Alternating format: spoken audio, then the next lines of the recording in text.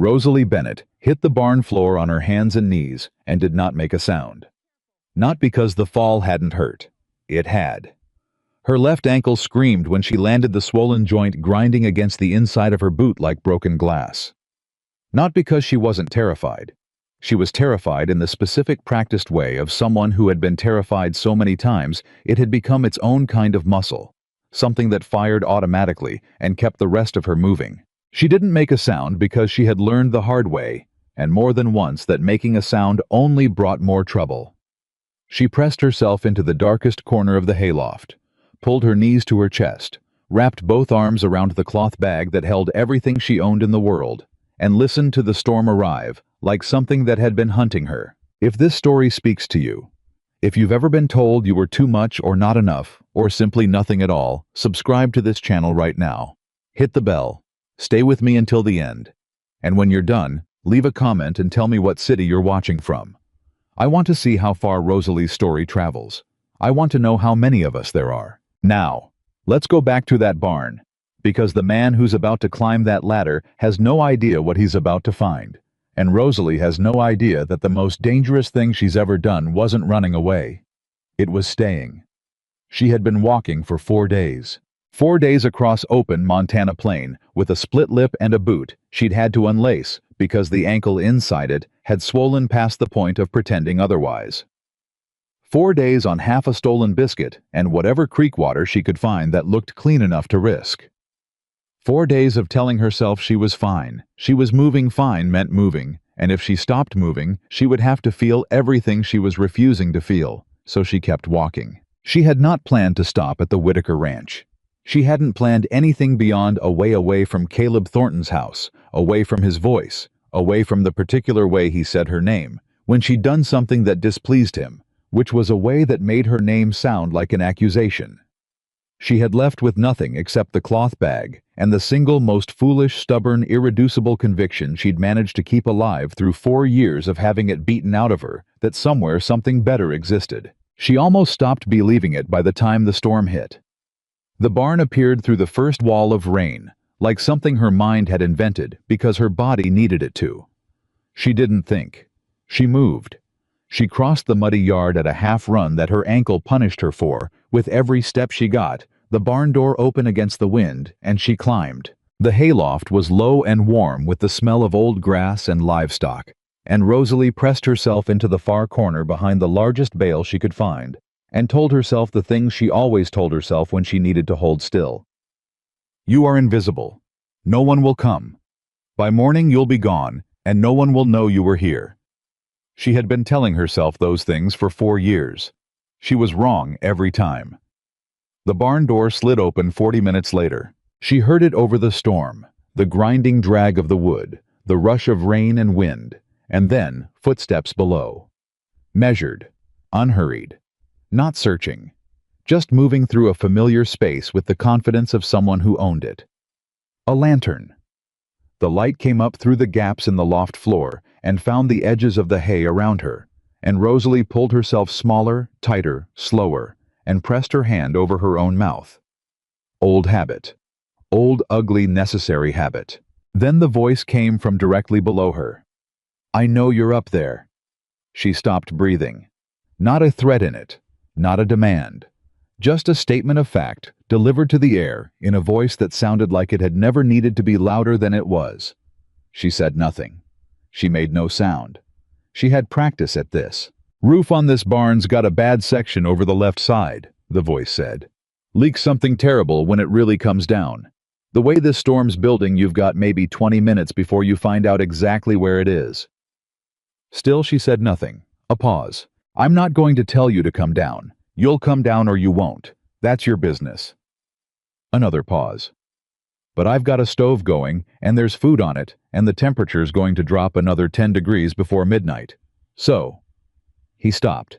He didn't finish the sentence.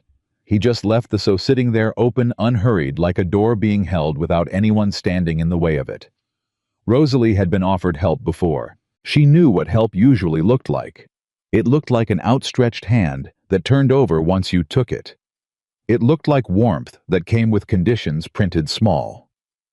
Every person who had ever offered to take care of Rosalie Bennett had eventually presented the bill, and the bills had been things she hadn't known she'd agreed to pay.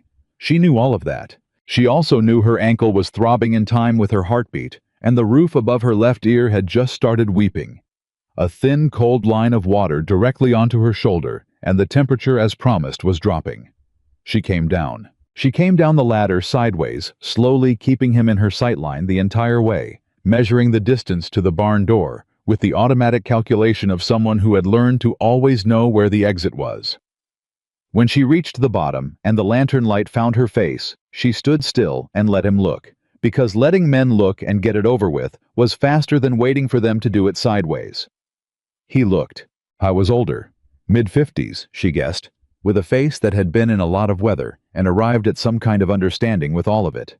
Gray in his hair, hands that knew what work felt like, eyes that were doing something she didn't immediately recognize because she wasn't used to it. He was not calculating anything. He was just looking at her, not at her size, not at her dress, not at the split lip or the unlaced boot or the cloth bag she was holding between them like a shield. I was looking at her the way you look at a person, just someone standing in front of you who exists and therefore merits being seen.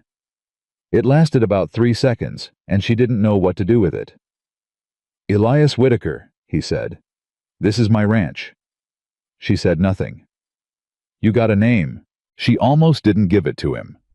Names were a kind of surrender, a way of becoming locatable, and she had been practicing invisibility for long enough that giving her name to a stranger felt like handing him something she might need back. Rosalie, she said finally. Rosalie Bennett. All right, Rosalie Bennett. He turned toward the barn door and held it against the wind. Come on. She stopped at the threshold of the farmhouse, the way she always stopped at thresholds, measuring, calculating, locating the exits, reading the room before committing to it. Elias did not wait for her. He went to the stove, checked whatever was on it, pulled a bowl from the shelf and filled it. He set it on the table. He set bread beside it. He put a cup of coffee down, looked at it, then set a small pitcher of cream beside it without asking how she took it. She sat. She looked at the food. Something moved through her face that she couldn't control. She felt it happen, and she hated that she couldn't stop it. The specific collapse of a person who has been holding themselves together past the point where holding together is reasonable. She got it back quickly. She was practiced at that too. She picked up the spoon. She ate. She ate the way you eat when you have not been certain for 4 days that you were going to eat again, carefully at first, then less carefully, the hunger overriding the performance of not being hungry. Elias sat across the table with his own coffee and did not speak and did not watch her in any way that felt like watching. He just occupied the same room with her the way a solid thing occupies space, steady and without agenda. After 20 minutes, she said, I'm not going back. Not to him exactly, but also to him. Didn't ask you to, he said. I don't have anywhere to go. She set the spoon down. I left with nothing. I've been walking for 4 days, and I don't have a plan, and I don't have money, and I don't... She stopped. The back of her throat was doing something she refused to let it do. I don't know why I'm telling you this. Because you've been carrying it alone for a while, he said. Sets heavy after long enough. She looked at him across the table. The lamp between them made the shadows go the right direction, made his face readable. And what she read there was something she had so little experience with that she almost misidentified it. I wasn't waiting for anything from her. He was just there. You don't know me, she said. I could be lying about everything. You could be, he agreed. You're not. How do you know that? He considered the question with the seriousness it probably didn't deserve. Person who's lying, he said finally, eats different, watching for the angle. You're not watching for anything. You're just hungry. She stared at him. That is the strangest thing anyone has ever said to me. Probably. He stood, took his cup to the counter, came back. There's a room off the hallway, small, bed's dry. I can't pay you. Her chin came up when she said it, automatic defensive, the reflex of a woman who had learned to get her dignity on the table first, before someone else could use it against her. I have nothing to give you. Nothing. I know, he said. I'm not asking for anything. People always... I know what people always do, he said. Not unkindly, just clearly. I'm not those people. The room's there if you want it. She wanted to argue. She could feel the old machinery of suspicion turning over, looking for the catch, for the clause, for the thing he wasn't saying yet. She had been so thoroughly educated in the economics of kindness, what it cost, who paid when. The invoice arrived that kindness offered without visible price didn't read as kindness. It read as a trap she hadn't found the mechanism of yet. But her ankle was a hot pulse of pain, and the food had been real, and he had left the door to the hallway open from the moment they came inside. She went to bed. She lay in the small room in the dark and listened to the storm work itself out against the roof above her, and told herself she would be gone by morning. She was not gone by morning. She was at the kitchen counter when Elias came in from the first round, her flour-dusted hands moving through dough with the automatic confidence of someone who had been doing this since she was tall enough to reach a work surface. She had found his pantry in the dark hours before dawn, and done an inventory in her head, and come up with a plan, because having a plan, even a small one, even just breakfast, was the only way she knew to make herself feel like she belonged somewhere. She heard him stop in the doorway. She didn't turn around. "I'll earn my keep," she said. "I don't take charity." A beat of silence. "All right," he said. "I'm good in a kitchen. I can cook, I can preserve, I can make things last. I can help with whatever else needs doing." "All right," he said again. She turned around then because she'd expected an argument, and the absence of one threw her. He was standing in the doorway with his hat in his hand and an expression of mild, genuine interest on his face, the way a person looks when something they didn't expect turns out to be good. "You're not going to negotiate," she said. "About what?" About terms. About what I'm doing here. About what you get out of it." Elias looked at her for a long moment. "I get breakfast," he said. "Smells like that's already working out in my favor." She turned back to the dough so he wouldn't see her face. What was on her face was not something she had a name for yet. It was too new. It was the very first sensation of a wall. Discovering it doesn't have to hold everything out, that some things let through don't damage. That some things let through might actually be the opposite of damage. She didn't have a word for it yet, but her hands in the dough had gone steadier. She stayed. She stayed the second day and the third, and the first week passed in a rhythm she hadn't expected, useful and quiet, and edged with a wariness she couldn't fully set down, but functional. She moved through the farmhouse like a woman who had cataloged every room's exits and possible complications, but was choosing hour by hour to stay anyway. She cleaned. She organized. She cooked meals that silenced the 3 ranch hands so completely that the only sound at the table was the work of forks. She also watched. She watched Elias, the way she had learned to watch men whose intentions she couldn't confirm carefully, from an angle paying attention to behavior rather than words, because words were the cheapest currency in her experience, and behavior was the one thing people couldn't consistently fake. She watched how he spoke to his animals. She watched how he corrected his men directly without humiliation, the way you'd correct a compass. She watched how he moved through his own space, which was slowly, deliberately, like a man who had decided some time ago that most things worth doing were worth doing without rushing. She was building a case. She didn't know yet what verdict she was working toward. On the 8th day she found out. It happened in the kitchen mid-morning. She was at the stove.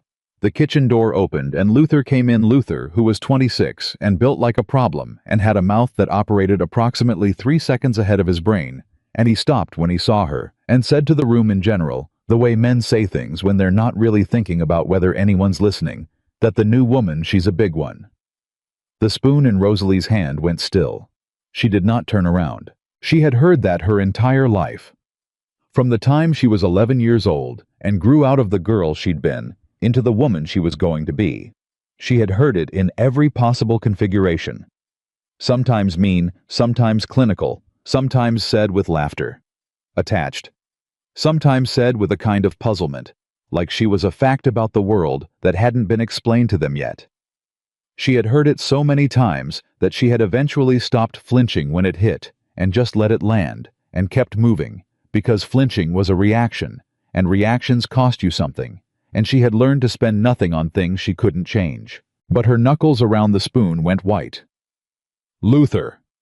Elias's voice from the hallway. Quiet. The specific kind of quiet that wasn't volume, it was weight. Luther turned. "Yeah, boss." "You're going to apologize to Miss Bennett." A pause.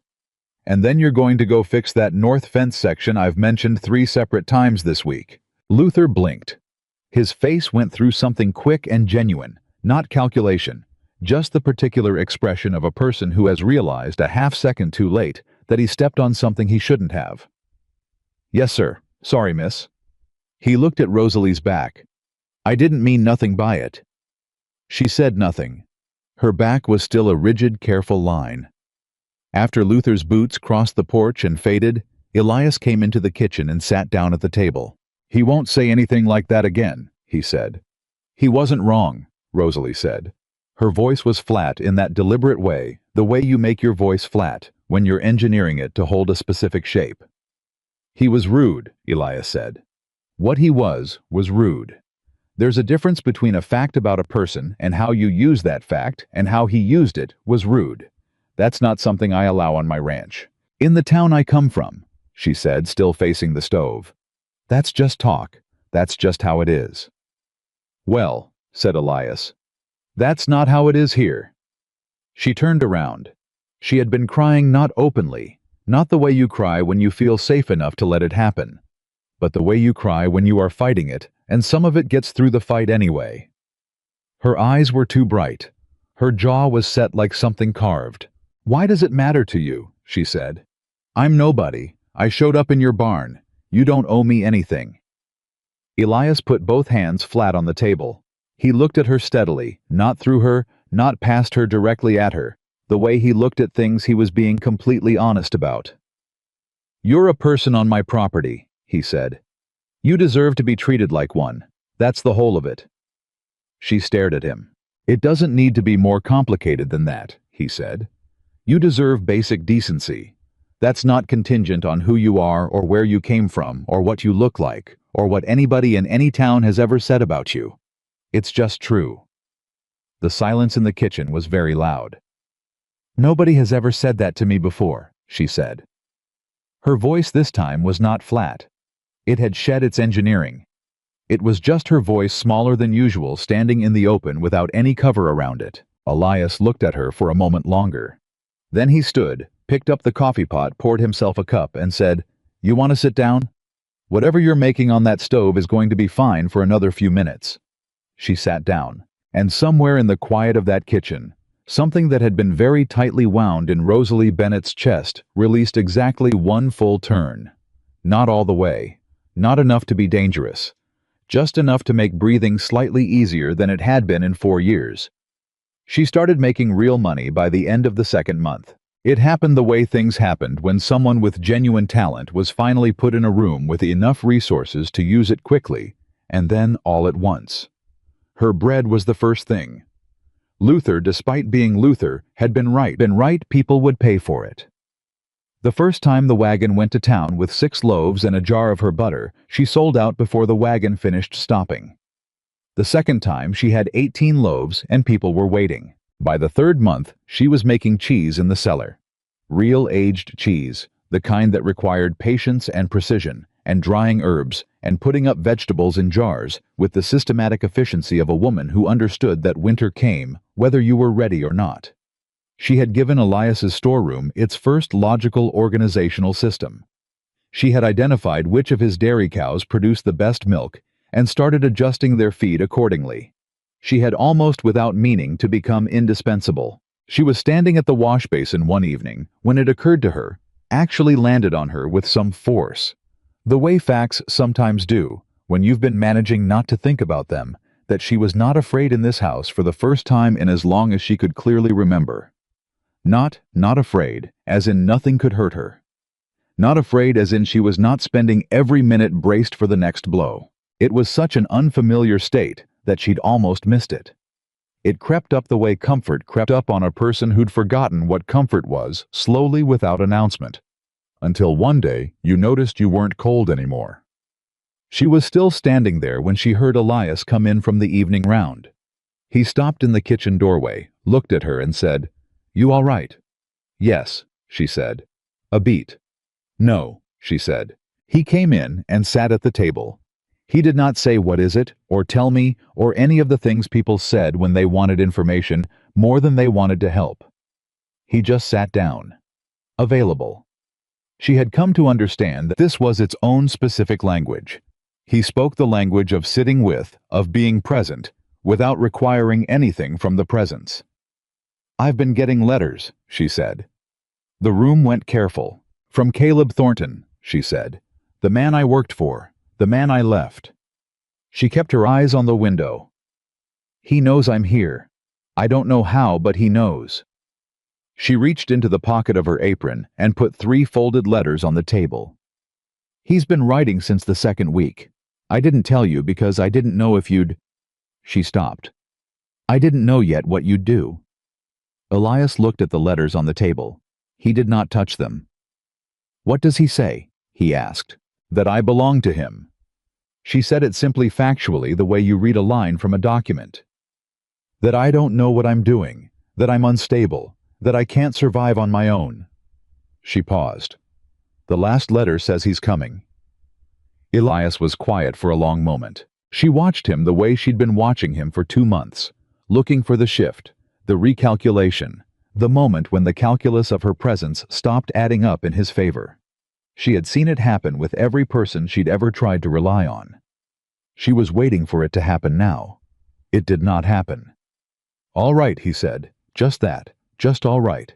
He'll try to make you believe things about me," she said. "He's very good at that. He's been making people believe things about me for 4 years. He'll say I'm unstable. He'll say I'm dangerous. He'll say you've been deceived. He'll come here with people who'll stand behind him and nod and make it all sound very reasonable." "Rosalie." She stopped. Elias looked at her across the table. His hands were still flat on the wood, those steady, certain hands, and his face held no performance in it at all. "I've been watching you for 2 months," he said. "Every day. The way you work, the way you treat people, the way you move through this house." He paused. "I know what I see. Whatever Caleb Thornton says when he gets here isn't going to change what I've already seen." She opened her mouth. She closed it. "You don't work for your place here," he said. "You have a place here. That's not a favor. It's not conditional. It doesn't have a review date." He held her eyes steadily. "And when Thornton comes, because he's going to come, you're not going to be standing alone." Rosalie Bennett sat across the table from Elias Whitaker in the warm kitchen of his farmhouse and felt something happen in her chest that she did not entirely have the language for.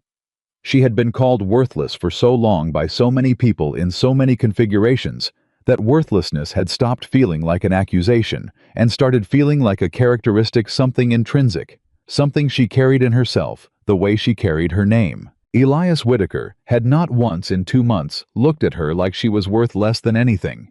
Not once. And the specific weight of that, the consistent, unremarkable daily accumulation of being treated as if she simply and obviously had value, was working on her the way water works on stone. Slowly, without drama, but without stopping. "I don't know how to do this," she said quietly. "I don't know how to just accept that. I keep waiting for the part where it costs me something." "I know," he said. "That's not easy to hear. I know that too." He stood, picked up his coffee cup, and then paused at the counter with his back to her. "It's going to take as long as it takes Rosalie. Nobody's rushing you." She sat in this kitchen for a long time after he went to bed. Outside, the Montana dark had come down, complete and cold and full of stars. And somewhere out there, Caleb Thornton was reading a map, or saddling a horse, or composing his next move. Because men like Caleb Thornton always had a next move, and his next move was coming here. And Rosalie knew it with the bone-deep certainty of someone who had spent 4 years learning how he thought. She knew what he would say. She knew how he would say it. She knew exactly how he would stand in front of this ranch and make her sound like a problem. He was generously offering to take off everyone's hands. What she didn't know, what she was only just beginning in the smallest and most tentative way to imagine, was that she might not be the same woman who had climbed into this barn in a storm. The woman who had pressed herself into a corner and covered her own mouth and made herself invisible. That woman had been running so long, she'd forgotten she had somewhere she might actually be trying to get to. Rosalie looked at the 3 letters on the table. She picked them up. She didn't throw them away. She put them back in her apron pocket, folded neatly, the way you keep something you're going to need. Then she banked the stove for morning, turned down the lamp, and walked down the hallway to the room that was, for reasons she still couldn't entirely explain to herself, beginning to feel less like a stranger's room and more like hers. Outside, the Montana night was very large and very quiet, and inside, something had shifted. Something small and stubborn and absolutely alive. Caleb Thornton's 4th letter arrived on a Tuesday. Rosalie found it the same way she'd found the others, tucked under the flat rock near the mailpost at the end of the drive, placed there by someone who knew her habits well enough to know she walked that road every morning. That detail alone told her everything she needed to know about how closely she was still being watched. She read it standing up, the way she'd learned to read bad news on her feet, ready to move. "You've made your point, Rosalie. Now you're embarrassing yourself. Come home before that man figures out what you really are and sends you back himself. And he will figure it out. They always do." She folded the letter, put it in her apron pocket with the others, walked back to the kitchen, and started on the morning bread. Her hands did not shake. That was new. 3 months ago, her hands would have shaken. 3 months ago, a letter from Caleb Thornton would have undone her for the better part of a day, would have sat in her chest like a stone. She couldn't dislodge his voice running through her head, in that particular register he used when he wanted her to feel small, which was a register he had refined to a very precise instrument over 4 years. 3 months ago, she would have believed him. She didn't believe him anymore. She wasn't entirely sure when that had changed. It hadn't been a single moment. No lightning strike, no revelation, no morning, where she woke up and found the old fear simply gone. It had been slower than that and stranger than that. It had been Luther apologizing across a kitchen table. It had been Elias saying, "You're a person, and you deserve to be treated like one," with the same tone he'd used to state the color of the sky. It had been 67 mornings of waking up in a room that nobody had taken from her yet. It had been, she was beginning to understand the sheer accumulating weight of being treated consistently well by a person who wanted nothing in return. That was what had changed her. Not a speech, not a rescue, not a dramatic moment of someone sweeping in to fight her battles. Just 67 days of Elias Whitaker, behaving exactly the same way every single day, without variance, without condition, without the subtle shifts and withdrawals that she had always waited for, and that had always eventually come. She put the bread in the oven. She pulled the letter out of her pocket and read it again. He will figure it out. They always do. She thought about what Caleb believed she was. Unstable, ungrateful, a problem that required managing. A woman whose size was evidence of some deeper lack of discipline, whose stubbornness was proof of a character defect, whose departure from his house was an act of ingratitude rather than survival.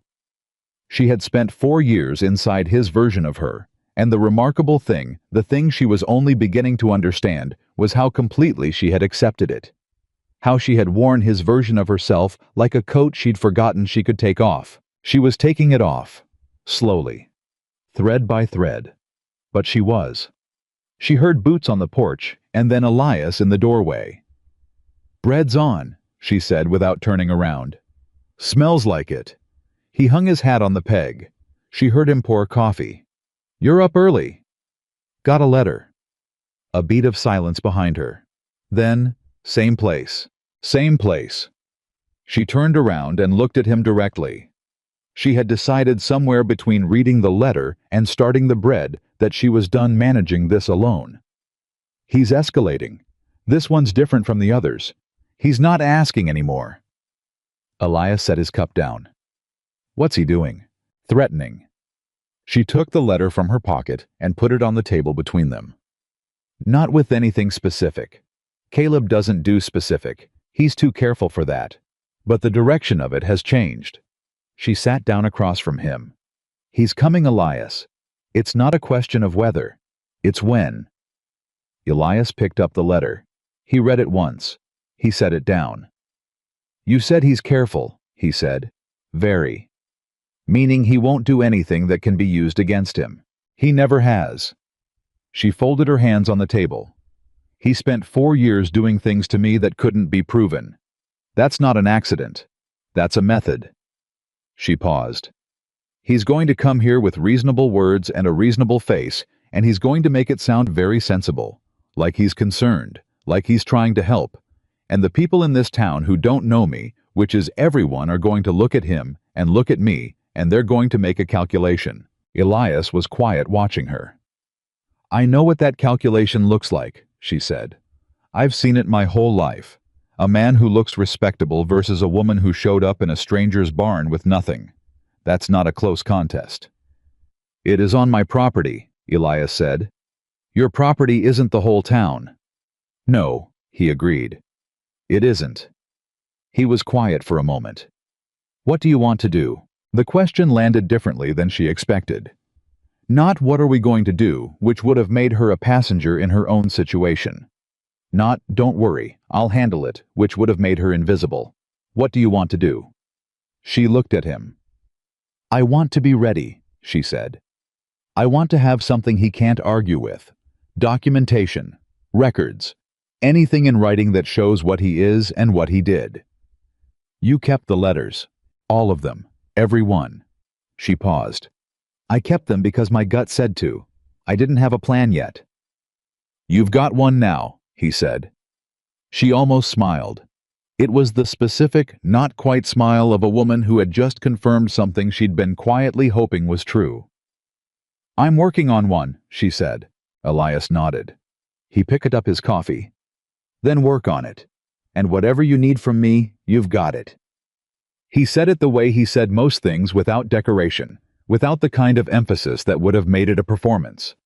He said it like it was simply what was true, and therefore didn't require elaboration.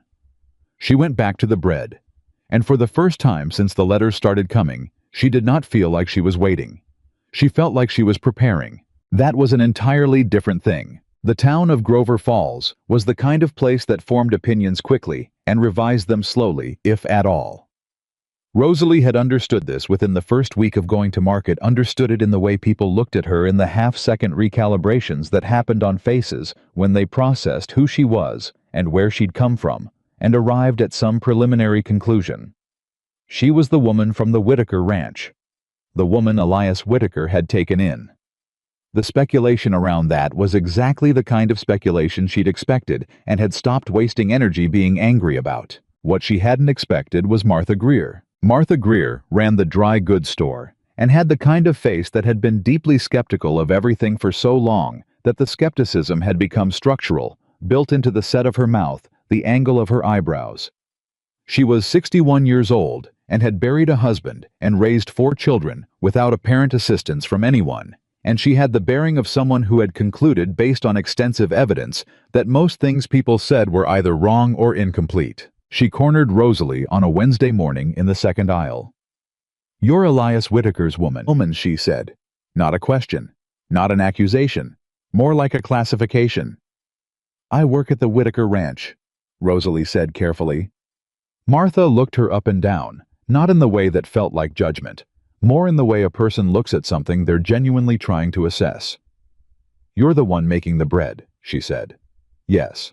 I bought 2 loaves last month. They were the best bread I've had in 11 years. Martha said this without any apparent pleasure in saying it, as if quality were an obligation that had been met, rather than something to celebrate. "My daughter wants to know if you'll teach her." Rosalie blinked. "Teach her? She's 17. She's going to need to know how to run a household, and she has no instinct for it whatsoever." Martha folded her arms. "I'll pay for the lesson. I don't expect charity."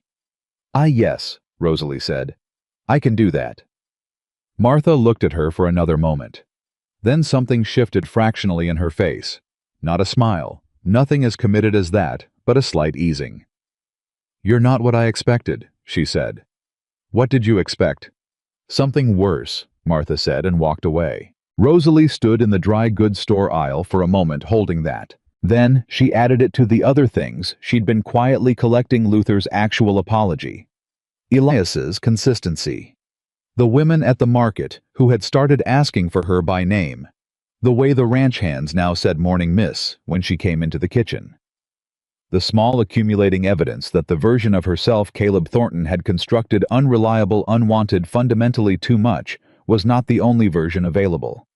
There was another version. She was living in it. Martha Greer's daughter was named Ida, and she arrived at the Whitaker Ranch on a Thursday morning with the particular expression of someone performing enthusiasm they did not entirely feel. She was 17 and bored and too smart for the small world she'd been given, and furiously impatient about all of it. Rosalie recognized something in her immediately: not the same history, not even close, but the same quality of constrained energy. The same sense of a person waiting for more room. "You know why you're here?" Rosalie asked. "Bread," Ida said. "Partly." Rosalie pulled a stool up to the work counter. "Sit down. We're going to start with the dough, but we're going to talk while we work, because working with your hands does something useful to your brain, and most things are easier to understand if your hands are busy." Ida sat. She looked at the dough with the expression of someone confronting a mild enemy. "My mother says you came here with nothing," Ida said. "Your mother's right. And now you're running a business out of someone else's property. That's one way to look at it." Ida considered this with the grave intensity of 17. "How do you look at it?" Rosalie pushed the dough toward her.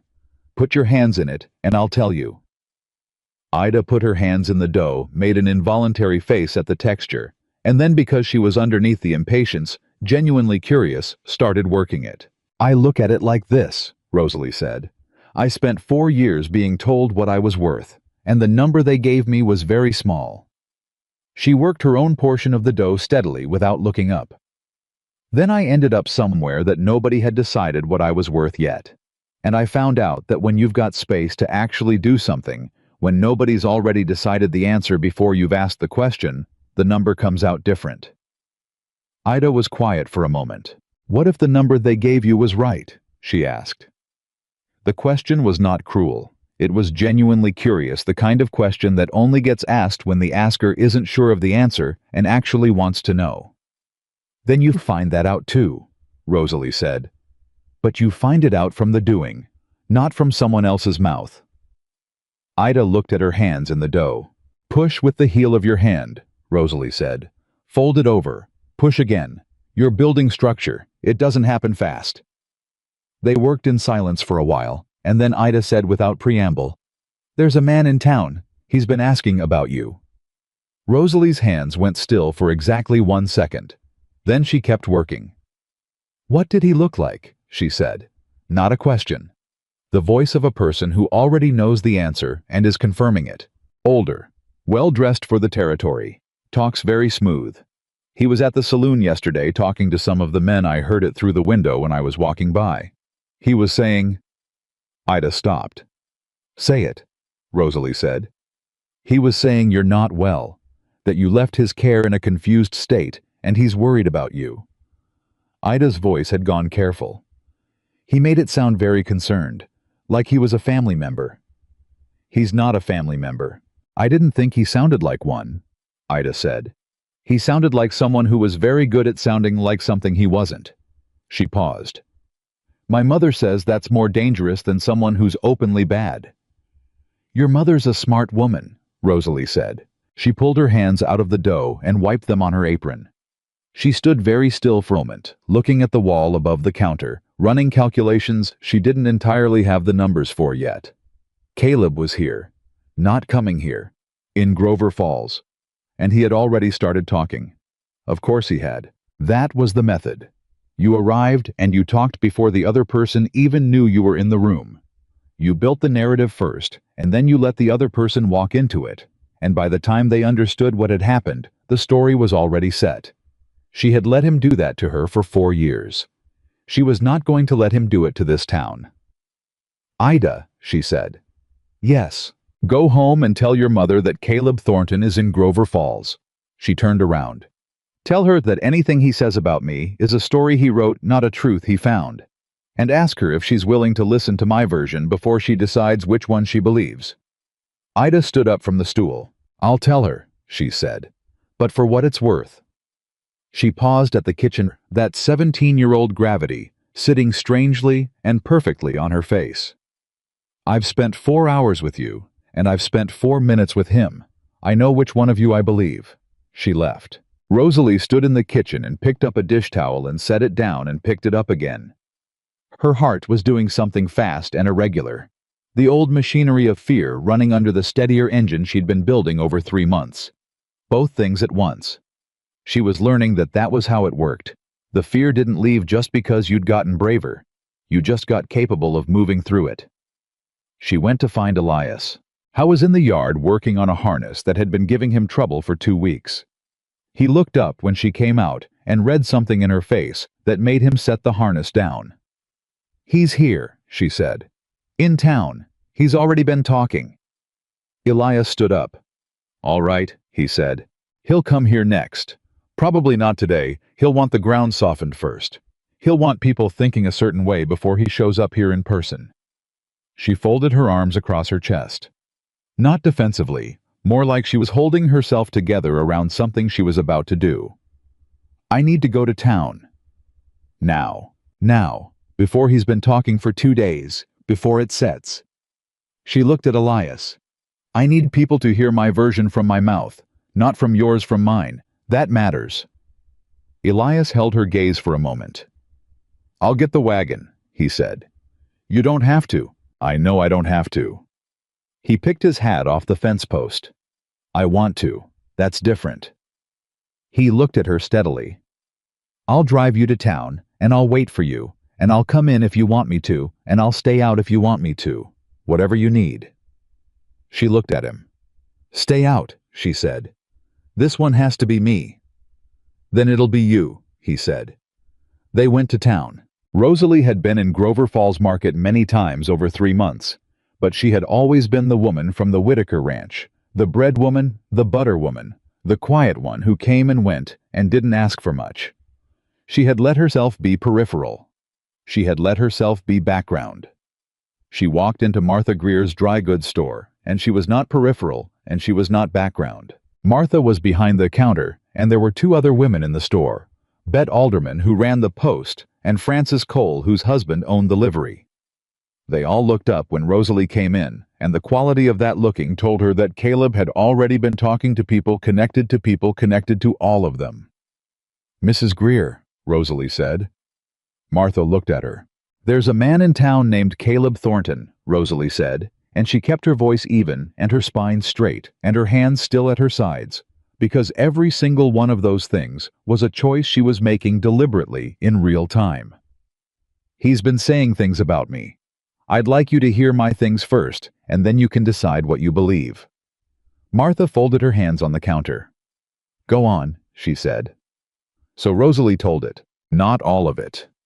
Not every dark particular. She had learned that too many particulars made people uncomfortable in ways that led them to disbelieve rather than believe, as if suffering had to be reasonable to be real. But enough. The 4 years. The way Caleb controlled money and movement, and the version of her that people in that town were allowed to see. The letters. The way he'd told her consistently and in various configurations that she was nothing without him, that no one would want her, that her only option was to stay. Bet Alderman's face had gone very still. Frances Cole had set down the bolt of fabric she'd been examining. Martha Greer had not moved at all, but her eyes had changed, not softer exactly, but more specific, more focused.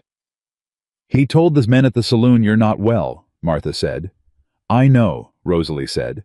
"That's what he does. If he can make people think I'm confused, then nothing I say counts." She looked directly at Martha.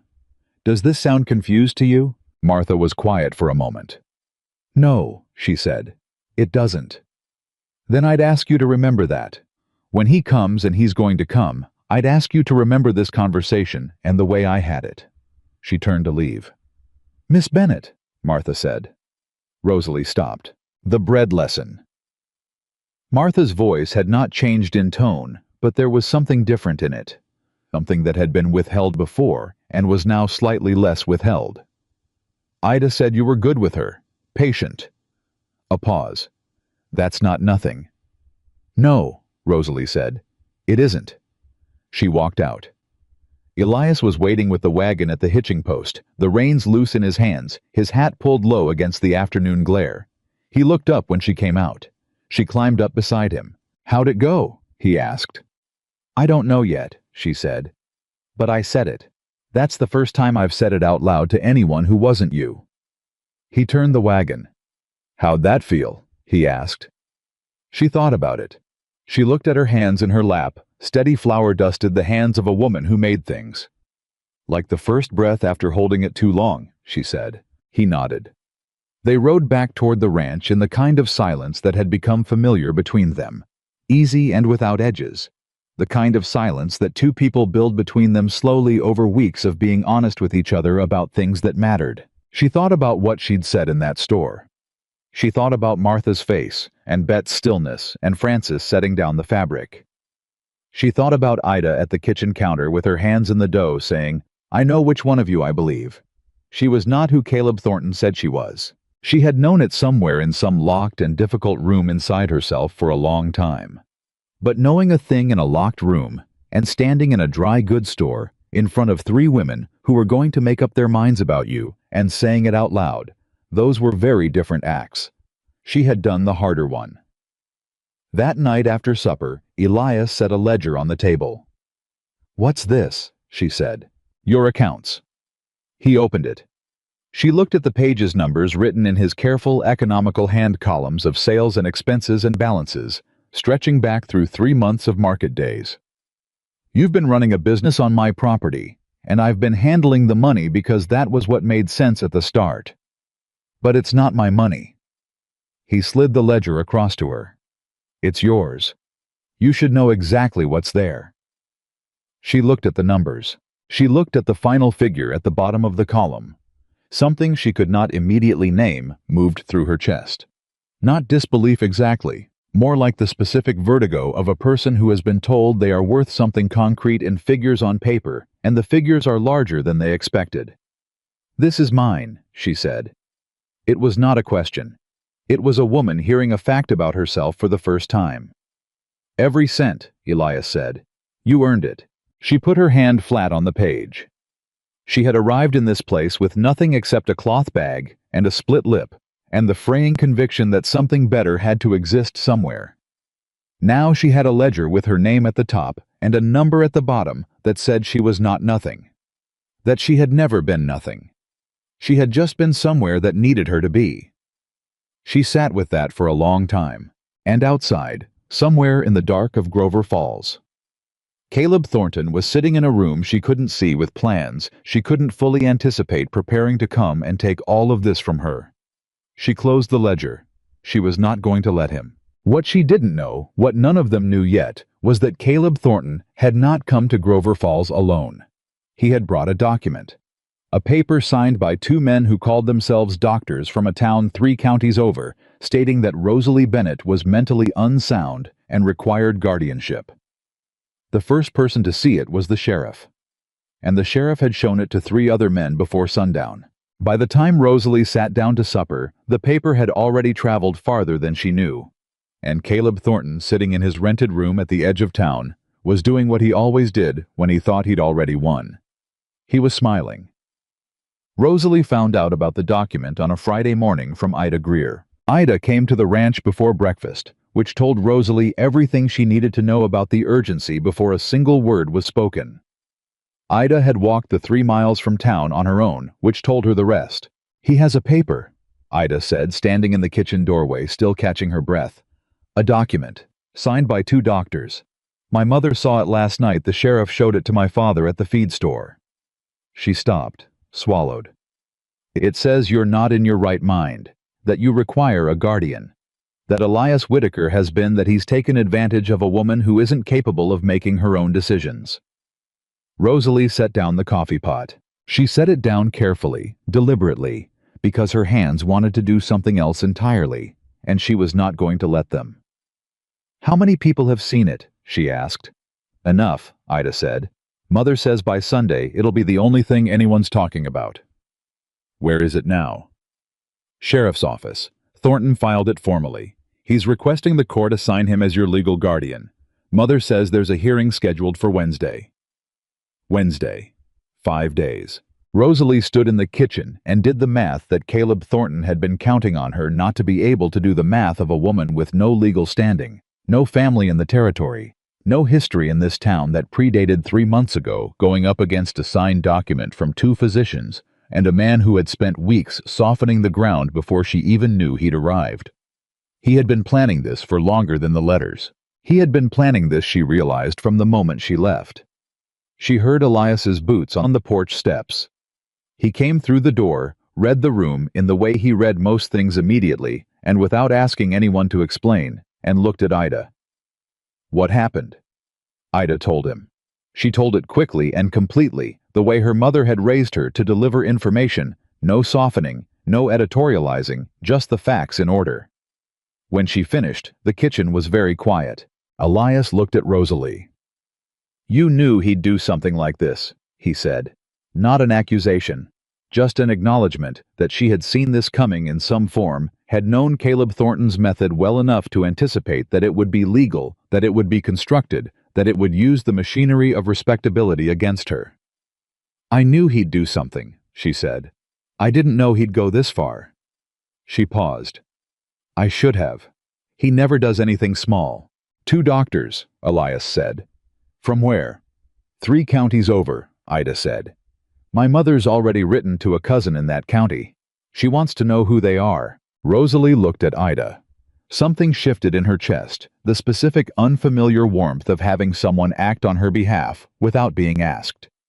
Martha Greer, who had looked at her with structural skepticism on their first meeting, and bought 2 loaves of bread and decided one thing was unrelated to the other, was writing letters for her at a time when every letter mattered.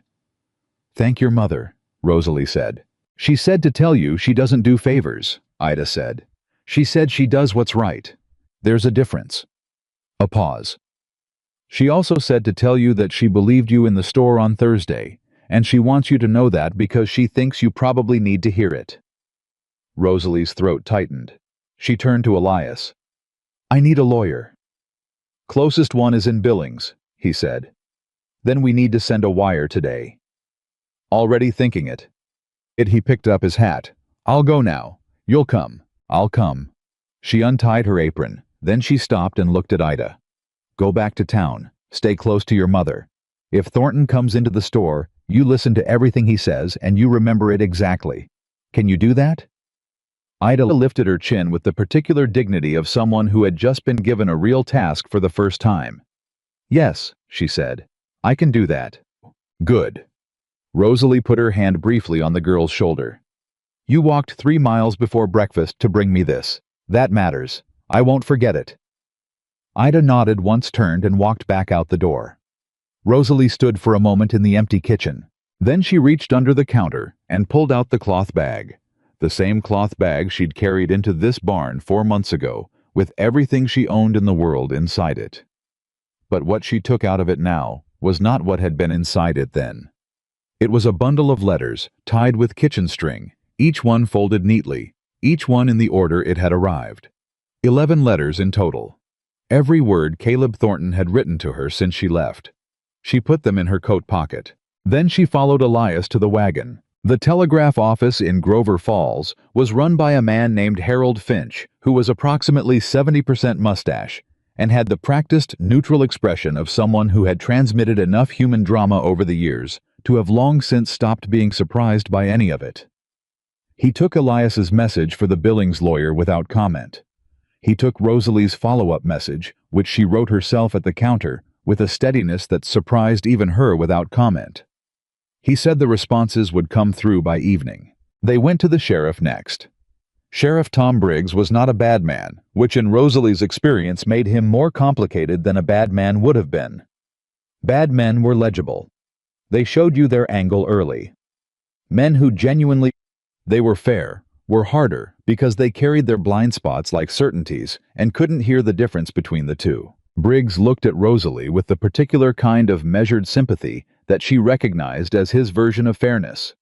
the look of a man who had decided to feel bad about something he'd already made up his mind about. "Miss Bennett," he said, "I want you to know this isn't personal." "Nothing ever is," she said. He had the grace to look slightly uncomfortable. "Mr. Thornton has filed a legitimate legal petition. 2 licensed physicians have signed a competency assessment. My hands are somewhat—" "Can I see the document?" she said. He hesitated for exactly long enough to tell her that his hands were not as tied as he wanted them to appear. "Tom," Elias said. He said it quietly, the way he said most things, but there was something in the way he said this particular man's particular name that communicated a very specific message, which was, "I have known you for 20 years, and I am telling you right now to think carefully about what you're doing." Briggs got the document from his desk. Rosalie took it and read it. She read every word. She read it the way she had learned to read things that were trying to do her harm, slowly, carefully, not reacting to any individual piece of it until she had read all of it and understood the shape of the whole thing. It was sophisticated. She had to give Caleb that. The language was medical, but vague in the specific ways that made it hard to dispute emotional instability, impaired judgment, episodes of confusion. Nothing concrete. Nothing that could be pointed to and disproven. Just enough clinical texture to sound credible, and enough strategic vagueness to be impossible to argue with directly. It was, she realized, a version of what he'd been doing to her in person for 4 years. The same method scaled up and put in writing with official signatures on it. She looked up. "These doctors," she said to Briggs, "when did they examine me?" Briggs looked uncertain. "The document is signed," she said. "That means they conducted an assessment. When did they examine me?" Briggs looked at the document. He looked at it the way a man looks at something he should have noticed before and hadn't. "It doesn't specify." "No," she said. "It doesn't." She set the document on his desk. "Because they never examined me. They couldn't have. I've been at the Whitaker Ranch for 4 months without leaving the county, except for market days, and I have never in my life seen either of those names. Which means Caleb Thornton paid 2 men to sign a document about a woman they have never met." The room was very quiet. Briggs looked at the document. He looked at Rosalie. He looked at Elias, who was leaning against the wall with his arms crossed, and the expression of a man who is being extremely patient with a process he finds frustrating. "That's a serious allegation," Briggs said. "It's a serious document," Rosalie said. "And you filed it as legitimate, without verifying whether the physicians of record had any contact with the subject of their assessment. That's also serious." She kept her voice even. She kept it factual. She kept it completely without emotion, not because she had none, but because she had learned that emotion in a room like this was a weapon that only worked against you. "I'm not asking you to dismiss it today. I'm asking you to verify it. Write to those physicians. Ask them when and where they examined me. Ask them to provide dates." Briggs was quiet for a moment. "That's a reasonable request," he said finally. "It is," she agreed. She left his office with Elias and stood on the boardwalk for a moment and let out a long breath that she had been holding since approximately the moment Ida walked into her kitchen. "That was well done," Elias said. "I haven't won anything yet," she said. "No, but you moved the ground." He looked at her. "He came in expecting you to be the woman who hid in the barn. He hasn't figured out you're not her anymore." She looked at him. "I'm still her," she said. "She's still in there. She just doesn't run things anymore." They got the first response from Billings at 6:30. The lawyer's name was Edward Crane, and his wire was brief and businesslike, and exactly what she needed to hear. Petition fraudulent if no examination conducted. Document invalid under territorial law. Arrive. Thursday. Save everything in writing. She had already saved everything. She sent back confirmed, bringing documentation. The second response came an hour later, and it was not from Billings. It was from Martha Greer's cousin in the next county. It said, "Physicians named in document are not licensed in this territory. One struck from medical roll 18 months ago for false certification. Second has outstanding warrant for fraud. Sending affidavits." Rosalie read the wire twice.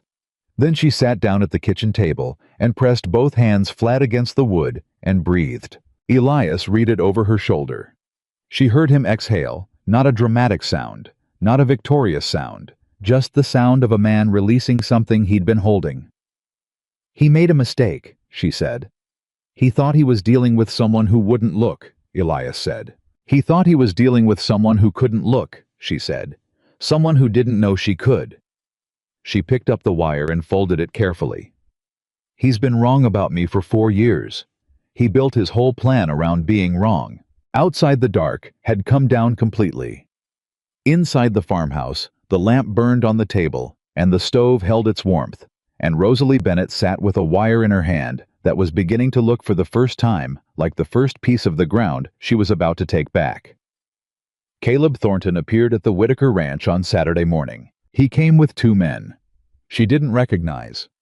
Local men, she thought, hired from the saloon by the look of them standing behind him, with the uncertain energy of people who have been paid to look significant and aren't entirely sure what that requires. She saw him from the kitchen window. Her first reaction was physical.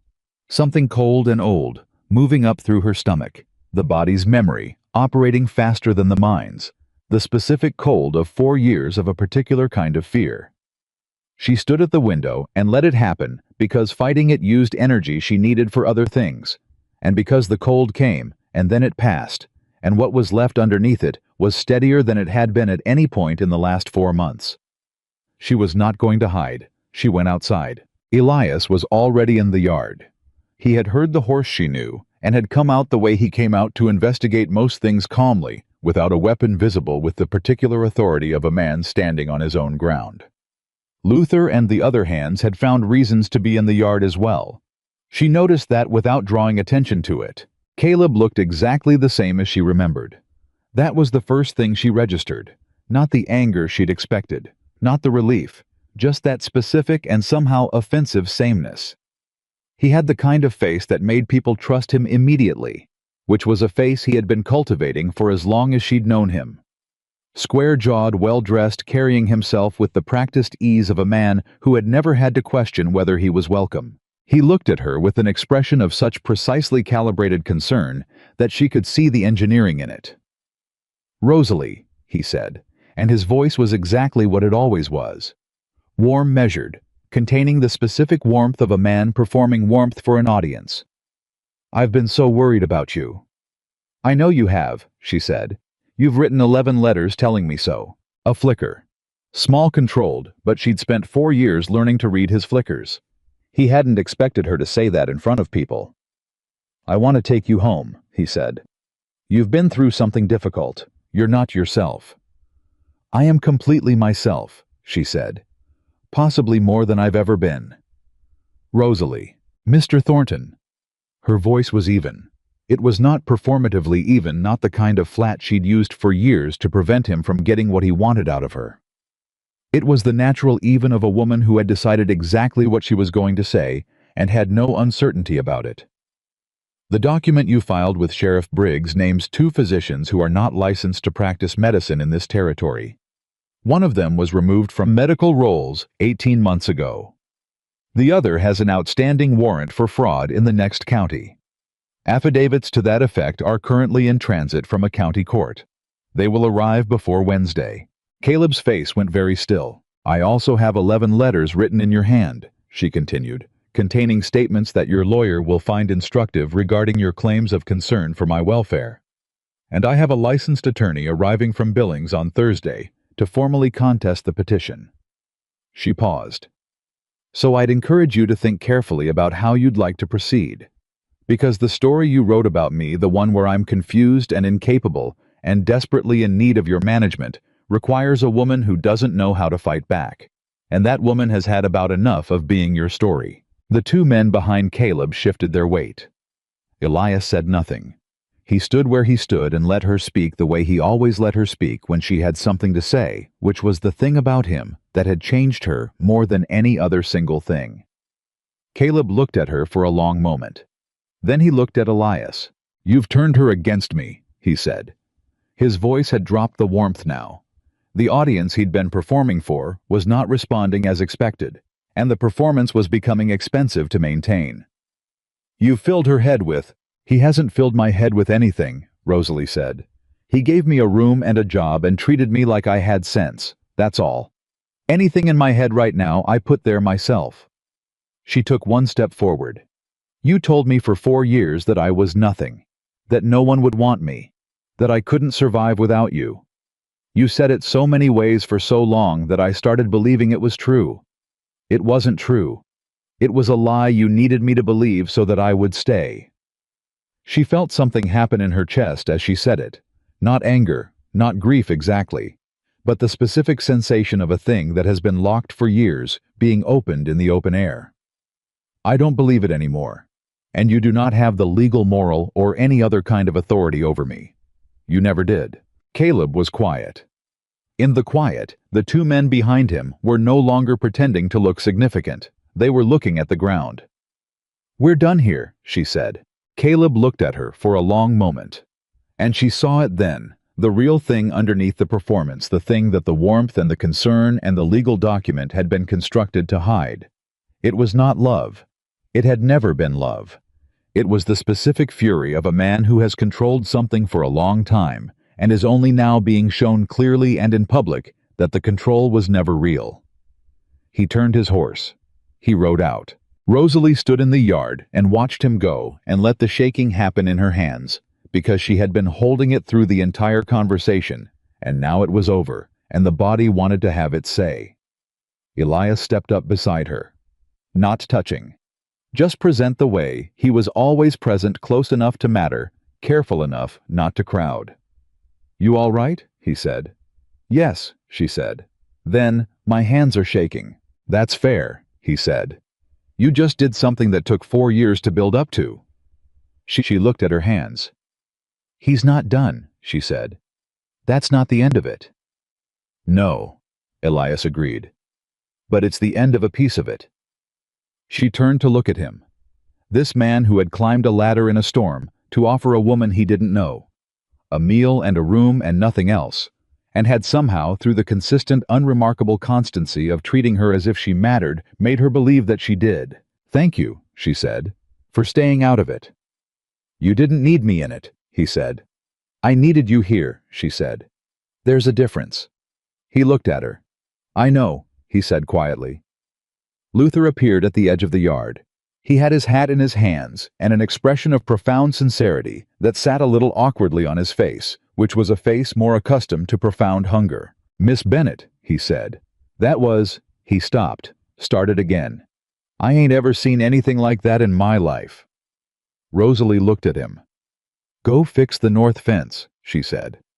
Luther went to fix the north fence, and Rosalie went back inside to start the day's bread, because the bread needed starting and the ledger needed updating, and Caleb Thornton had not in fact managed to make any of that untrue. The affidavits arrived Monday. Martha Greer's cousin had done extraordinary work. What came in the mail was not just the statements about the fraudulent physicians, but a trail of paper wider than Rosalie had hoped for, records from 2 counties over, showing that Caleb Thornton had attempted something similar to this before. 8 years ago. A different woman. A different petition. Incompetency declared on the basis of a document that had later been challenged and overturned, but not before the woman in question had spent 4 months confined to her home under Caleb's supervision.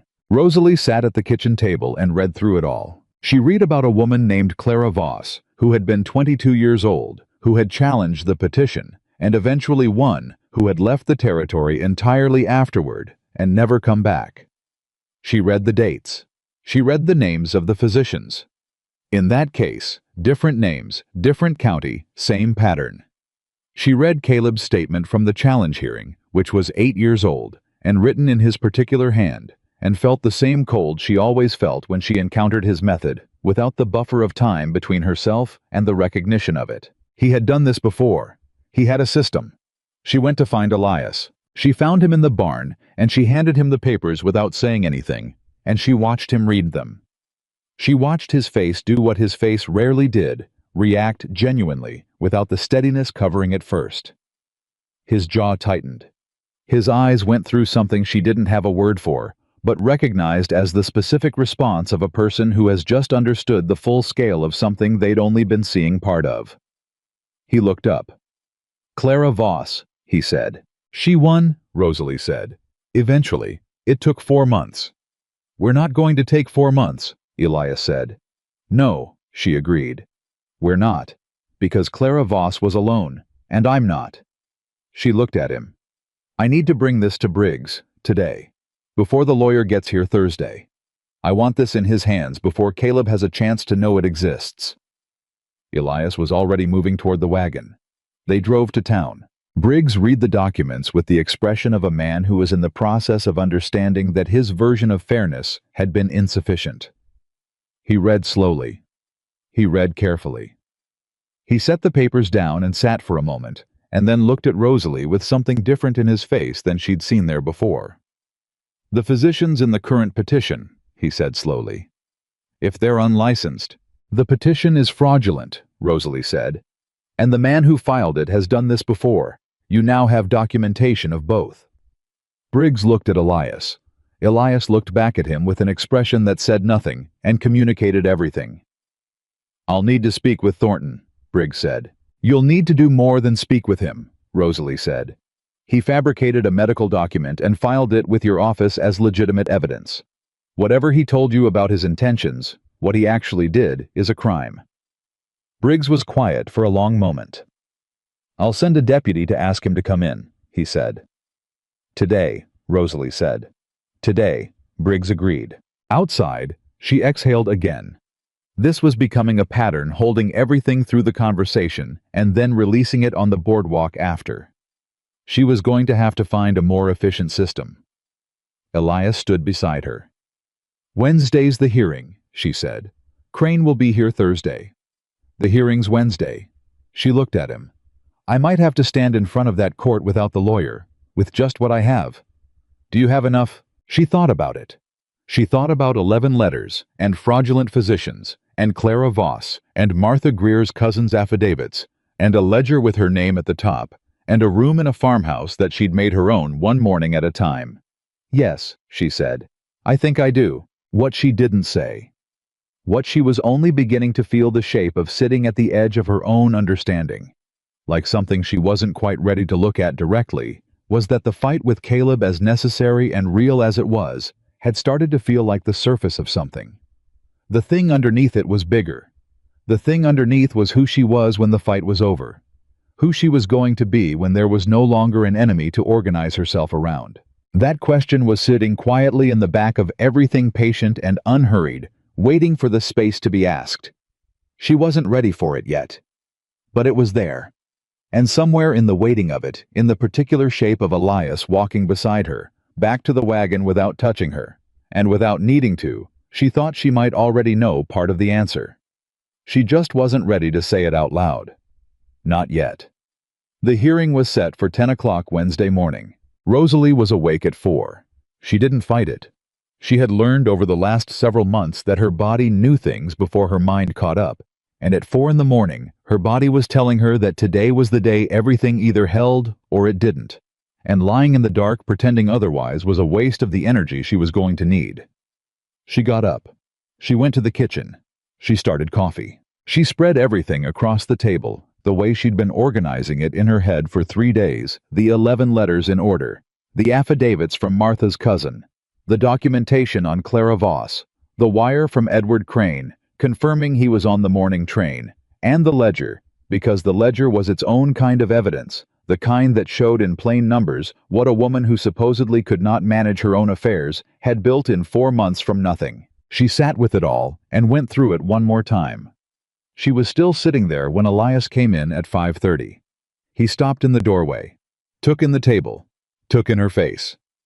Said nothing for a moment, just poured himself coffee and sat down across from her.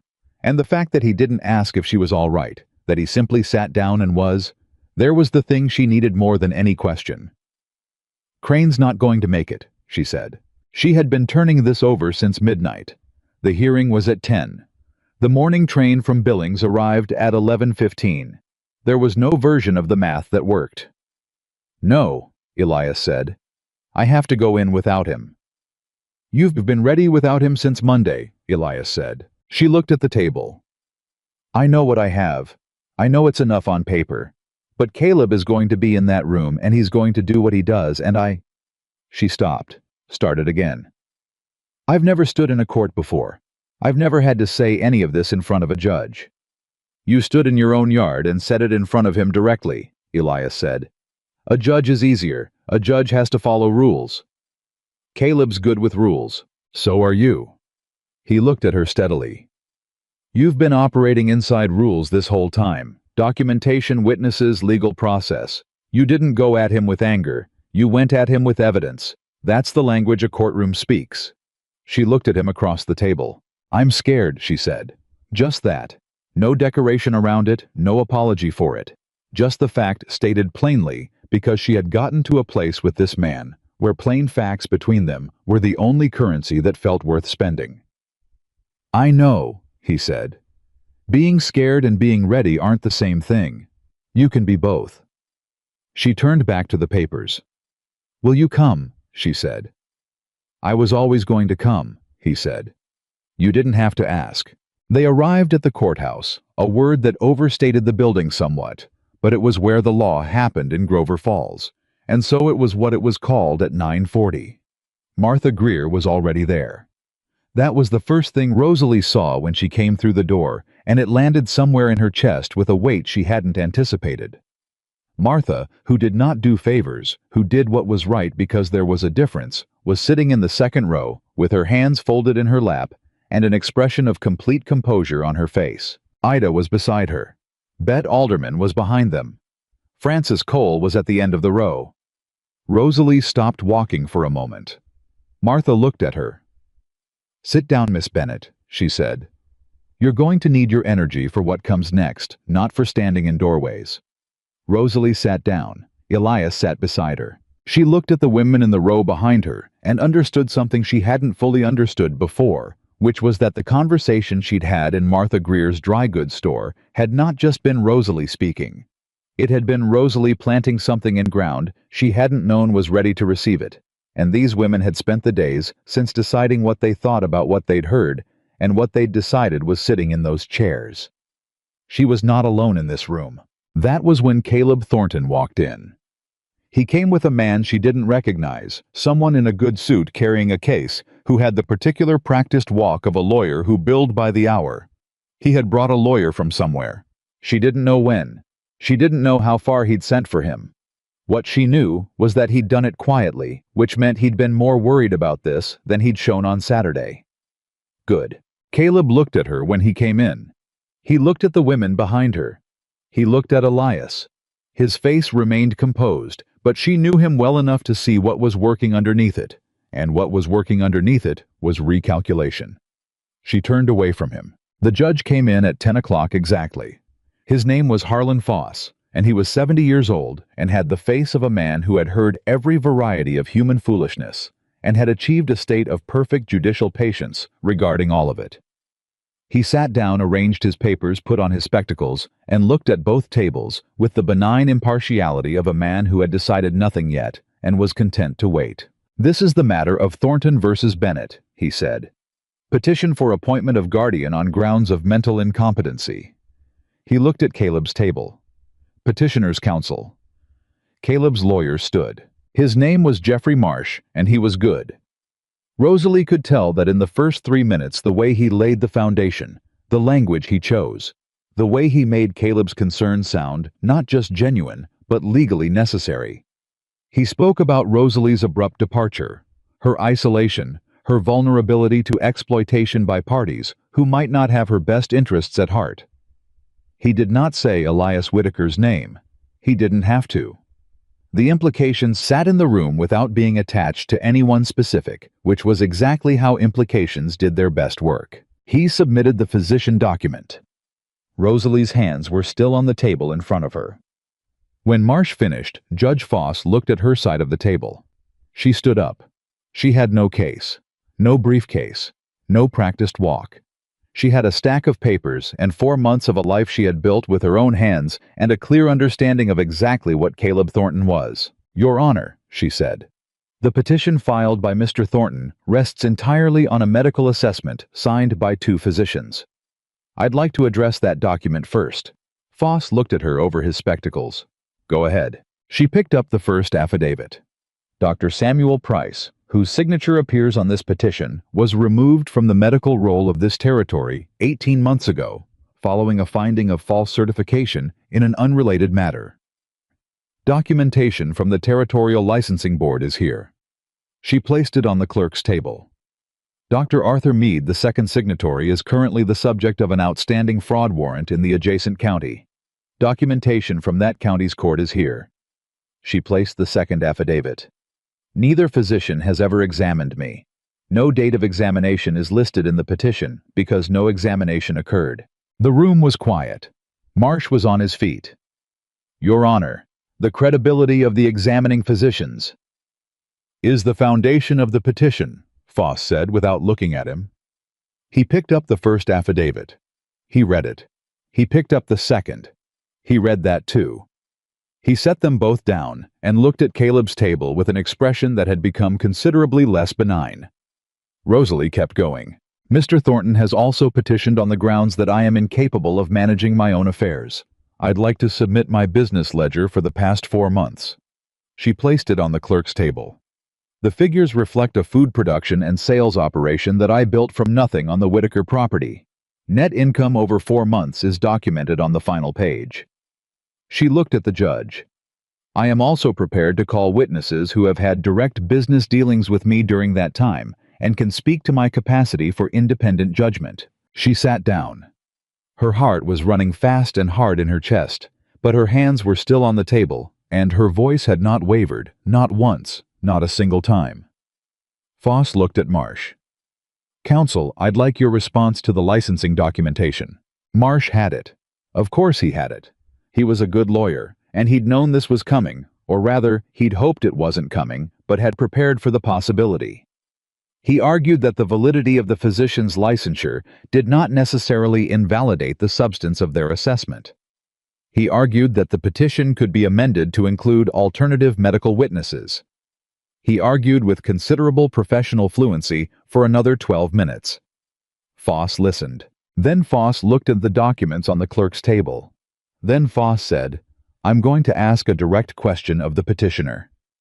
Everyone looked at Caleb. Caleb stood.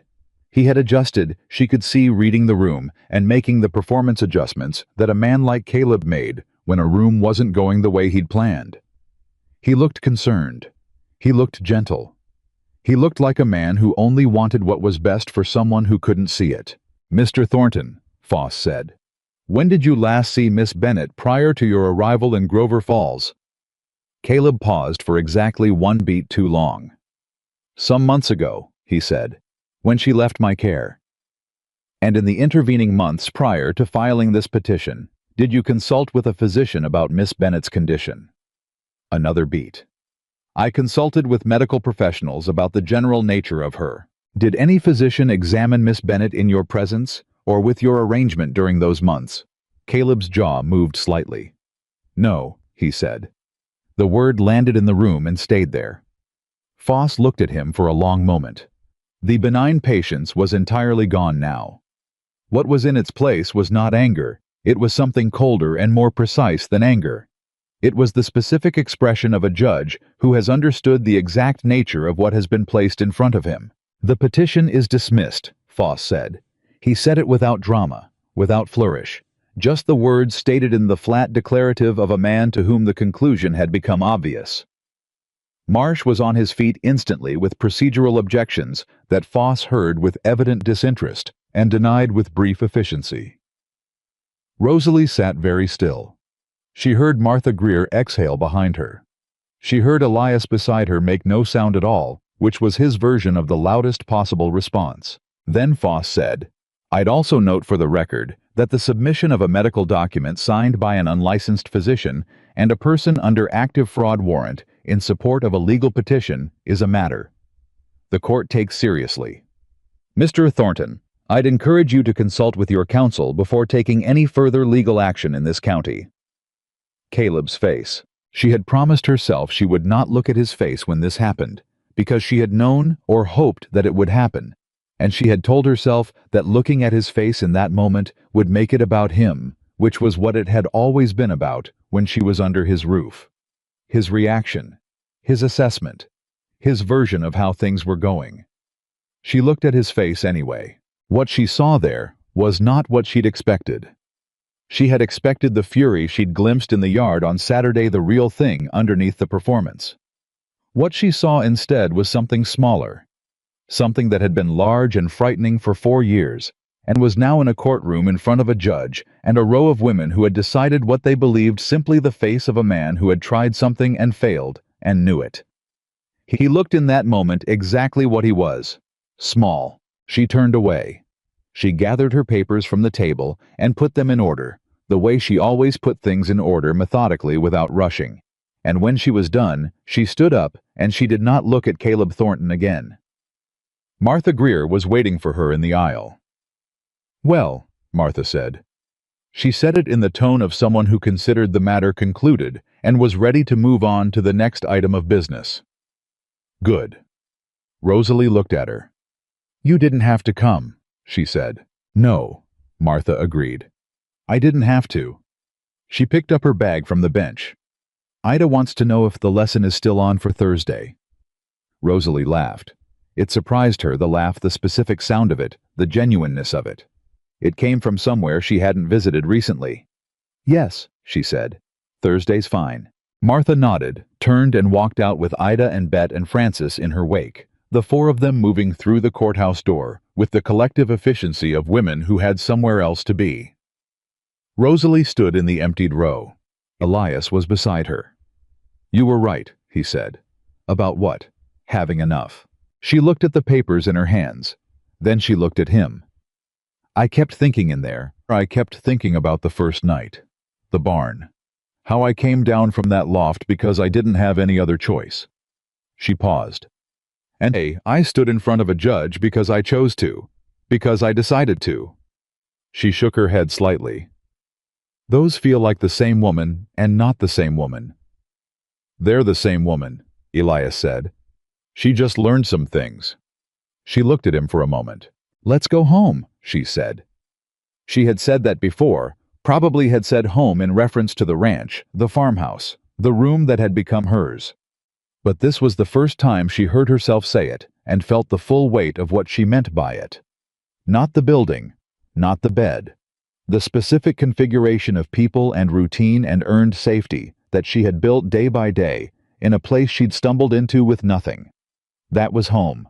She had made it. Caleb Thornton left Grover Falls the following morning. Rosalie knew because Ida told her, and Ida knew because Martha had asked the livery owner, and the livery owner had confirmed that Thornton's horses were collected at first light, and he had not said where he was going. His hired men had left the night before. His lawyer had taken the evening stage. He had departed in the way that men like Caleb Thornton departed when they ran out of moves quietly without announcement, leaving behind nothing except the shape of where they'd been. She did not feel relief. She had expected to feel relief. What she felt instead was something more complicated and more complete.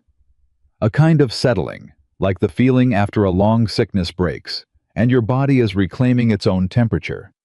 Not celebration, not triumph, just the quiet, substantial fact of something finished. She told Elias at breakfast. He nodded once, poured his coffee, and said, "Good riddance." She looked at him. "That's it," she said. "What else is there?" he said. She thought about it. "I don't know. I thought it would feel bigger." "Big things usually don't feel big," he said. "They feel like regular things that you can finally stop carrying." He looked at her across the table. "You've been carrying that for 4 years. Longer, probably. It's going to take some time to get used to what your arms feel like without it." She sat with that. "What does it feel like?" she said. "When you put something down that you've been carrying too long." How was quiet for a moment. "Light," he said finally. "And then a little lost. And then eventually you figure out what to do with the space." She thought about the cloth bag she'd carried into his barn 4 months ago, the way she'd held it in front of herself like a shield. All of Caleb's letters still folded inside it, saved with the instinct of someone who didn't know yet what they'd need. She didn't need them anymore. That afternoon, she burned them. She did it alone in the yard, in the small iron burn barrel that Elias used for waste paper. She put the letters in one at a time. Not quickly, Not ceremonially, not with anything she'd planned to feel. She just put them in. She watched each one take the flame and hold it, and then become nothing. The last one was the first one. You know what you are. You know what you've always been. She held it over the barrel. She did know what she was. She knew exactly. She let it go. Edward Crane arrived on Thursday as promised on the 11:15 train, and was mildly and professionally disappointed to learn that the case had been resolved without him. He was a spare, efficient man in his 50s who charged reasonable rates and had a deep personal distaste for fraudulent petitions. So when Rosalie laid out the full documentation for him at the kitchen table, he read it with a focused intensity that shifted gradually into something approaching admiration. "You built this entire case yourself," he said. "I had help," she said. "Martha Greer's cousin, Ida, Elias." "The strategy was yours," Crane said. "The documentation, the sequence, the argument to the judge." He set the papers down. "Miss Bennett, do you have any interest in understanding your full legal situation, independent of the petition?" She looked at him. "What do you mean?" "I mean that you are currently an independent woman with a documented income, operating a business on property you don't own under a verbal arrangement. That arrangement is good as long as the good faith of the property owner holds. But good faith isn't a legal instrument." He paused. "A formal agreement, a business partnership, a lease, some documented arrangement would protect you considerably more than what you currently have." She had not thought about that. She had been so focused on fighting Caleb's version of her future that she hadn't fully turned to face her own. "I'll think about that," she said. After Crane left, she thought about it for the rest of the afternoon. She thought about it while she made supper. She thought about it while she set the table and heard Elias come in from the evening round and hang his hat and pour his coffee the way he did every evening without variation, the way she had come to know the sound of his movements through the house, the way you know the sounds of a place you've lived in long enough. Over supper, she told him what Crane had said. Elias listened without interrupting, which was how he listened to things that mattered. When she finished, he was quiet for a moment. "He's right," he said. "I know. A verbal arrangement is—" "I know," she said again. "I've been thinking about what I want it to look like." She looked at her plate, then at him. "What do you want it to look like?" He looked at her. The question was simple on its surface. Legally, practically, it was a question about business structure and property rights, and the documentation of an arrangement that had grown considerably beyond a woman in a hayloft and a meal on a stove. But it was also not only that question, and they both knew it, and neither of them was going to pretend otherwise, because they had stopped pretending things to each other some time ago. "I want it to look like whatever you want," he said carefully. "I want you to have what you've built, properly, with your name on it, so that no Caleb Thornton and no document and no petition can touch it." "That's what I want too," she said. "But Crane said a partnership or a lease, and She stopped. "Those feel like temporary structures, like something you build while you're deciding on the permanent one." The kitchen was quiet around them. "I'm 54 years old," Elias said. "I'm not a young man. I'm not going to pretend I am." "I know how old you are," she said. "I'm not in the habit of saying things I don't mean," he said. "And I'm not in the habit of asking for things I'm not prepared to see through." "I know that too," she said. "It's part of why I'm still here." He looked at her for a long moment. The lamp was between them, and the light was warm, and the kitchen was the kitchen she had reorganized, and the house was the house where she had learned what it meant to live somewhere without fear, and all of it was built on this, on the specific reliability of this man who had never once looked at her like she was a problem to solve. "I'm not asking you tonight," he said quietly. "Tonight's not the right time. You just put down something heavy today, and you need your arms to figure out what empty feels like first." He held her gaze. "But I want you to know that I'm thinking about the permanent structure, and it's not a lease." Rosalie looked at Elias Whitaker across the kitchen table. She did not say anything, but something in her face and the specific quality of her silence told him everything he needed to know. He could read her now had learned to the way you learn the particular language of someone you've been paying close attention to for months, and what he read was not uncertainty. What he read was I know. I'm thinking about it too. Give me the time you're offering and I'll meet you there. He picked up his coffee cup. She picked up hers, and the kitchen held them both in its warmth, and outside the Montana evening came down complete, and tomorrow the bread would need starting, and the ledger would need updating, and Ida was coming Thursday for her lesson, and all of it. The ordinary, accumulating, unremarkable business of a life being built waited quietly to be lived. 3 weeks after Caleb Thornton left Grover Falls, a letter arrived that nobody had expected.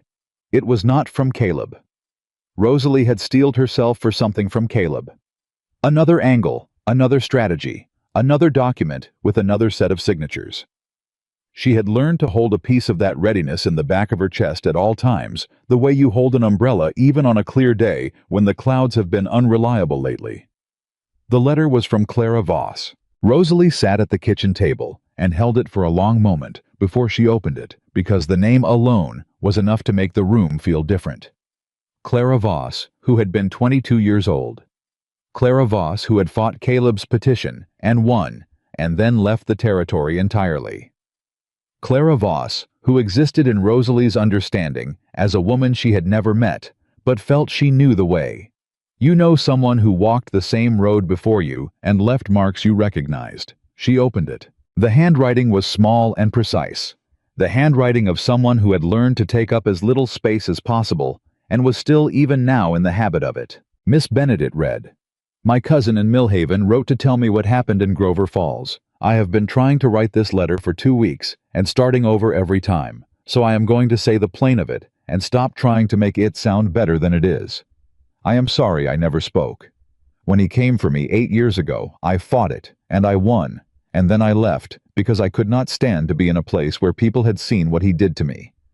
I told myself that was the only choice. I think now that leaving was the right thing for me, but the silence was not. If I had spoken to someone, if someone had known, if there was a record somewhere, maybe he could not have done it again. I am glad you had these documents. I am glad there was a Martha Greer in your town. I am glad you did not run. I wanted you to know that from someone who knows what it cost not to. It was signed Clara Voss, Denver, Colorado. Rosalie read it 3 times. Then she put it flat on the table, smoothed it with her hand, stood up and walked to the window, and stood there for a while, doing nothing except breathing, and looking at the yard where Luther was fixing something with the focused inefficiency that was his trademark, and the familiar sounds of the ranch going about its morning came through the glass, and she let all of it be exactly what it was. When Elias came in for breakfast, she handed him the letter without explanation. He read it. He set it down.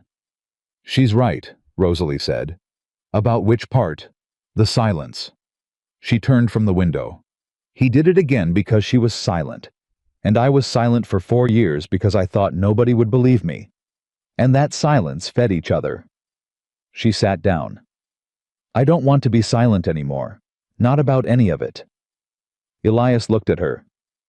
What are you thinking? He asked. I'm thinking about Ida, she said. I'm thinking about the women who showed up at that courthouse without me asking. I'm thinking about Martha Greer writing letters for me before she even knew me well. She looked at her hands.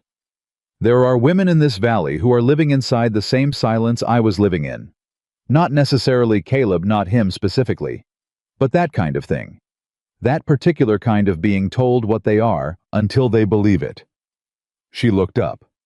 I want to do something about that. Elias was quiet for a moment. What kind of something? He said. I don't know the whole shape of it yet, she said. But I know it starts with not being quiet, with saying out loud what happened and what it looked like and what getting out of it actually requires. She paused. Martha's the one to talk to. She knows everyone in this valley, and she decides what she thinks independently of what anyone else thinks, which makes her the most useful person I know. Elias smiled.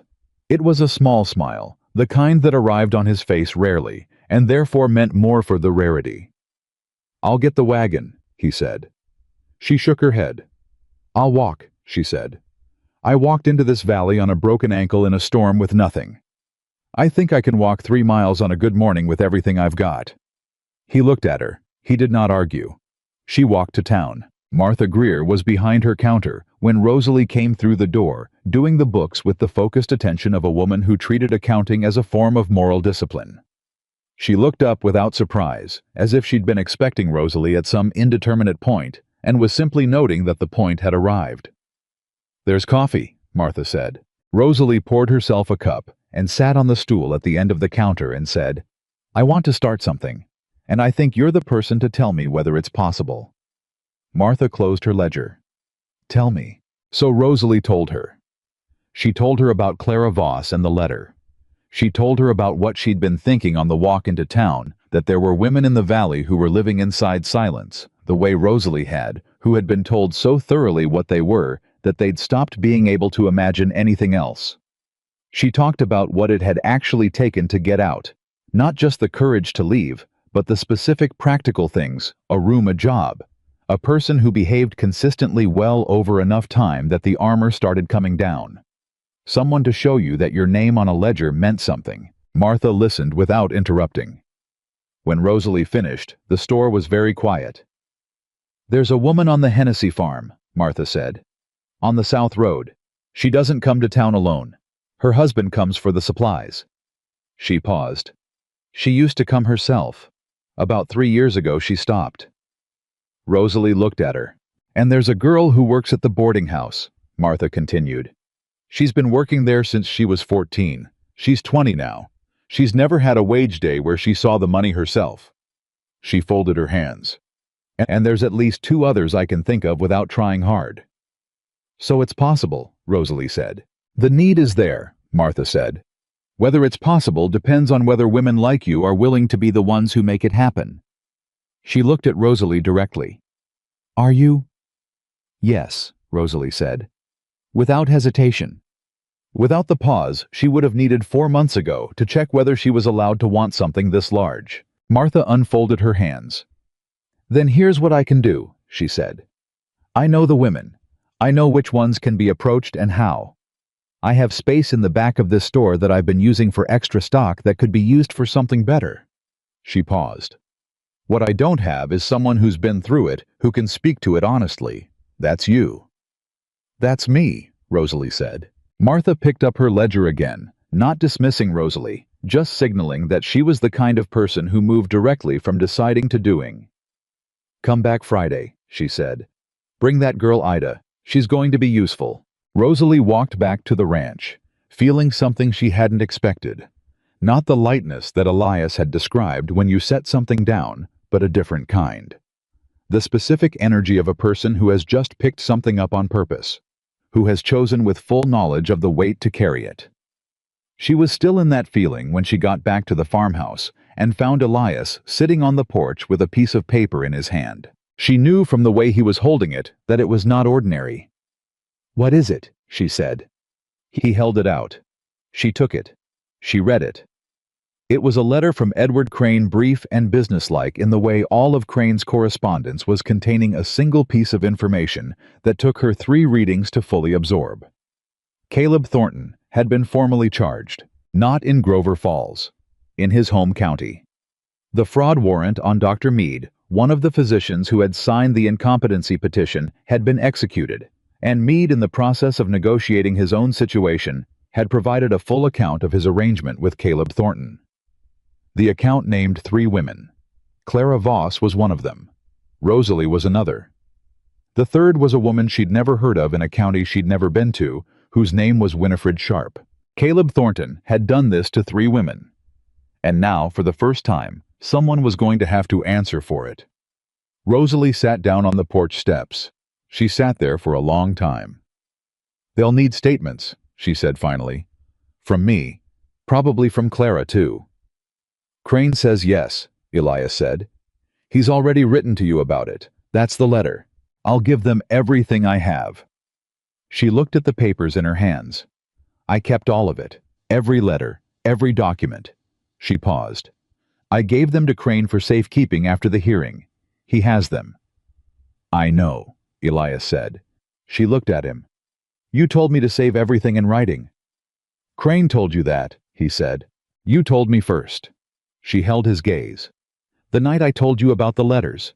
You said you'd stand beside me. You said I didn't have to carry it alone." She looked back at the paper. "You were right about what that meant. I didn't understand it then. I think I understand it now." He said nothing. "It didn't mean you'd fight for me," she said. "It meant you'd be there while I fought for myself. That's different. That's everything, actually. That's the difference between being rescued and being held." The porch was quiet. "Rosalie," he said. She looked at him. He had the look on his face that she'd seen twice before in the kitchen, the night she told him about Caleb's letters, and at the table the night Crane left when he'd said, "I'm not asking tonight, tonight's not the right time." The look of a man who had something to say and was deciding whether the moment was right to say it. "I told you I wasn't asking that night," he said. "I remember," she said. "I want to ask now." He looked at her steadily. "Not because the trouble is over. Not because it's settled and safe. Because it was never about that." He paused. "It was about the morning after the first night when I came in, and you were already at the counter with your hands in the dough. It was about you telling Luther the fence needed fixing. It was about watching you walk into a courtroom without a lawyer and come out having won." He stopped. "I've been alone in this house for 7 years, Rosalie. I didn't know I was missing something until it arrived in my barn in a storm." She looked at him. Her heart was doing what it had done in the courtroom, running fast and true and without apology. "I'm not a young man," he said. "I can't promise you easy. I can promise you honest. I can promise you consistent. I can promise you that I will spend every day behaving like you are worth exactly what you are because you are, and I am not going to stop knowing that." He held her gaze. "Marry me, Rosalie." Not a question. Not performed. Not decorated. Just the plain of it, stated the way Elias Whitaker stated everything that mattered directly, without flourish, with the full weight of a man who meant what he said, and said only what he meant. She looked at him for a long moment. She thought about the hayloft, the cold and the wet, and the specific dark of a woman who had walked 4 days to get away from the only life she'd been told she deserved. She thought about coming down the ladder because she had run out of other options. She thought about a bowl of stew and a cup of coffee, and a man who sat across a table from her and asked for nothing. She thought about 67 mornings. She thought about a ledger with her name on it. She thought about standing in a yard and saying, "You do not have any authority over me, you never did," and feeling for the first time that she was saying it from the truth of her own ground. She thought about Clara Voss, who had run, who had needed to run, who had written a letter from Denver 2 weeks before she was ready, and then written it anyway.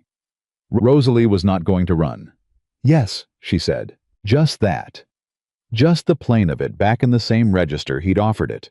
No decoration, no theater. Just the whole weight of the word delivered by a woman who meant every syllable of it. Elias exhaled. It was the quietest and most complete sound she had ever heard him make. She laughed. She couldn't help it, the laugh came out of her the way the genuine ones always did. Sudden and unplanned from somewhere that had been very tightly closed for a very long time, and was now simply open. He looked at her when she laughed, and his face did the thing. It rarely did. It went soft completely without any of the steadiness covering it. Just the man underneath the weathered, reliable surface of him, looking at her like she was something he hadn't expected, and was still getting used to being glad about.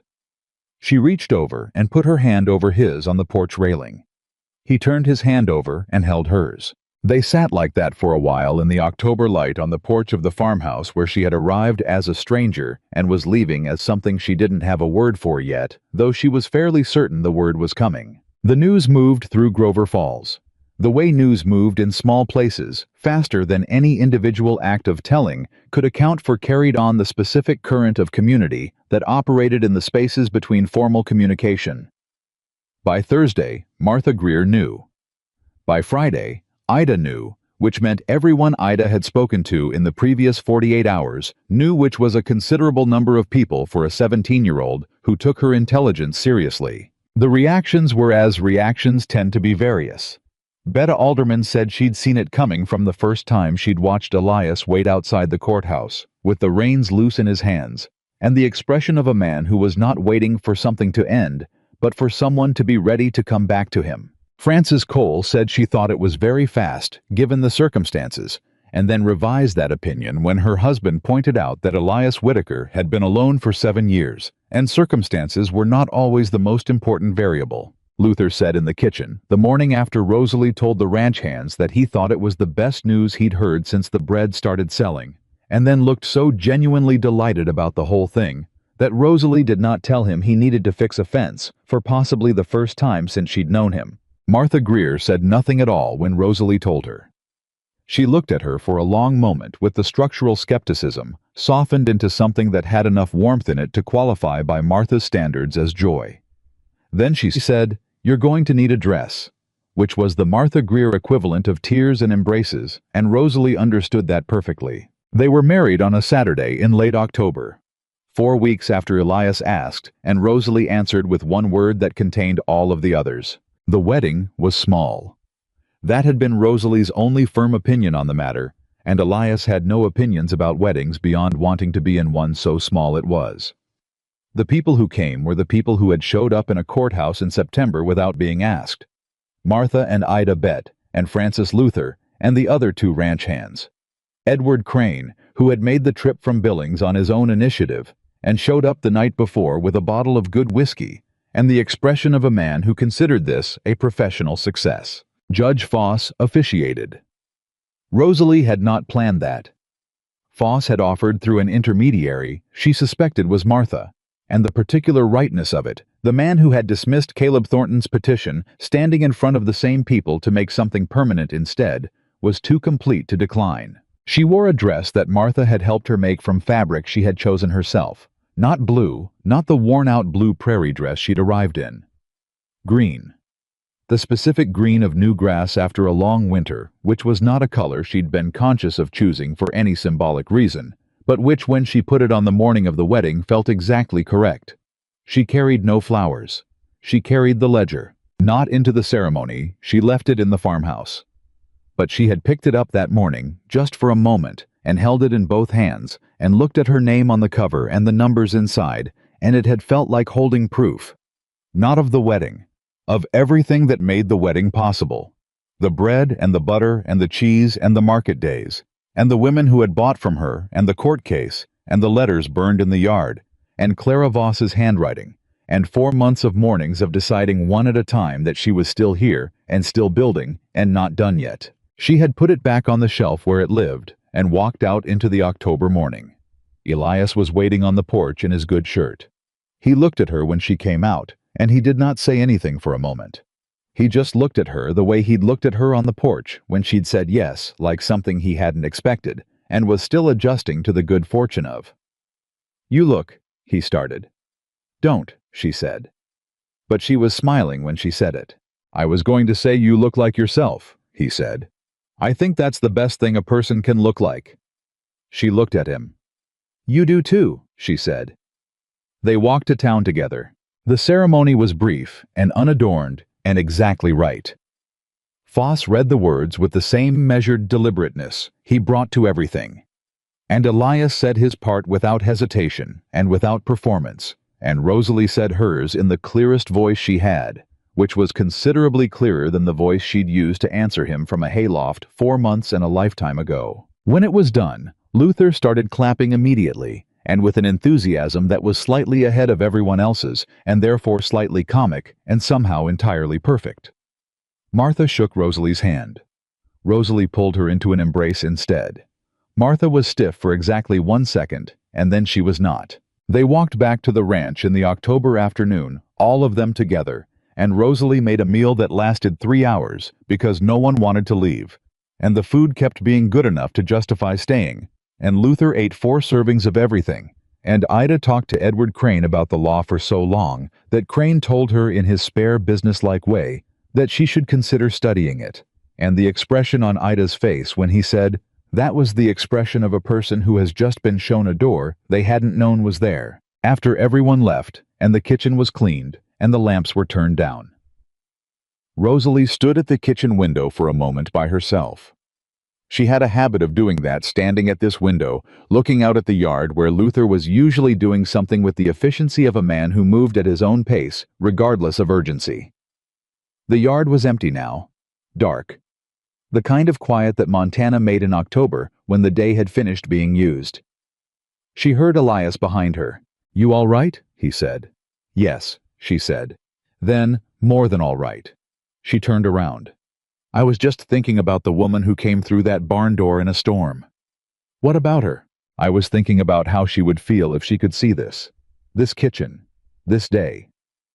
Rosalie looked around the room that she had made her own, the reorganized pantry, the jars of preserved summer on the shelf, the ledger with her name on the counter, the breadcloth folded on the hook, the way she'd folded it every evening for 4 months. I think she would be completely astonished. "Is that so?" Elias said. "She thought she was out of road," Rosalie said. "She thought she'd walked to the end of every option she had. And then a man she'd never met climbed a ladder in a storm and told her the roof leaked and offered her supper, and somehow—" She shook her head. "Somehow that was enough to start with." Elias looked at her. "You did the rest," he said. "We did the rest," she said. He didn't argue with that. What happened next in the weeks and months and seasons that followed was not a single story. It was the way life happened when it was finally allowed to be full, many things at once, overlapping, none of them complete without the others. Rosalie's business grew in the way things grew when someone capable finally had the room to let them steadily with purpose, in directions she hadn't fully planned, but recognized as right when she reached them. The bread and butter and cheese expanded into a proper dairy operation with a second building.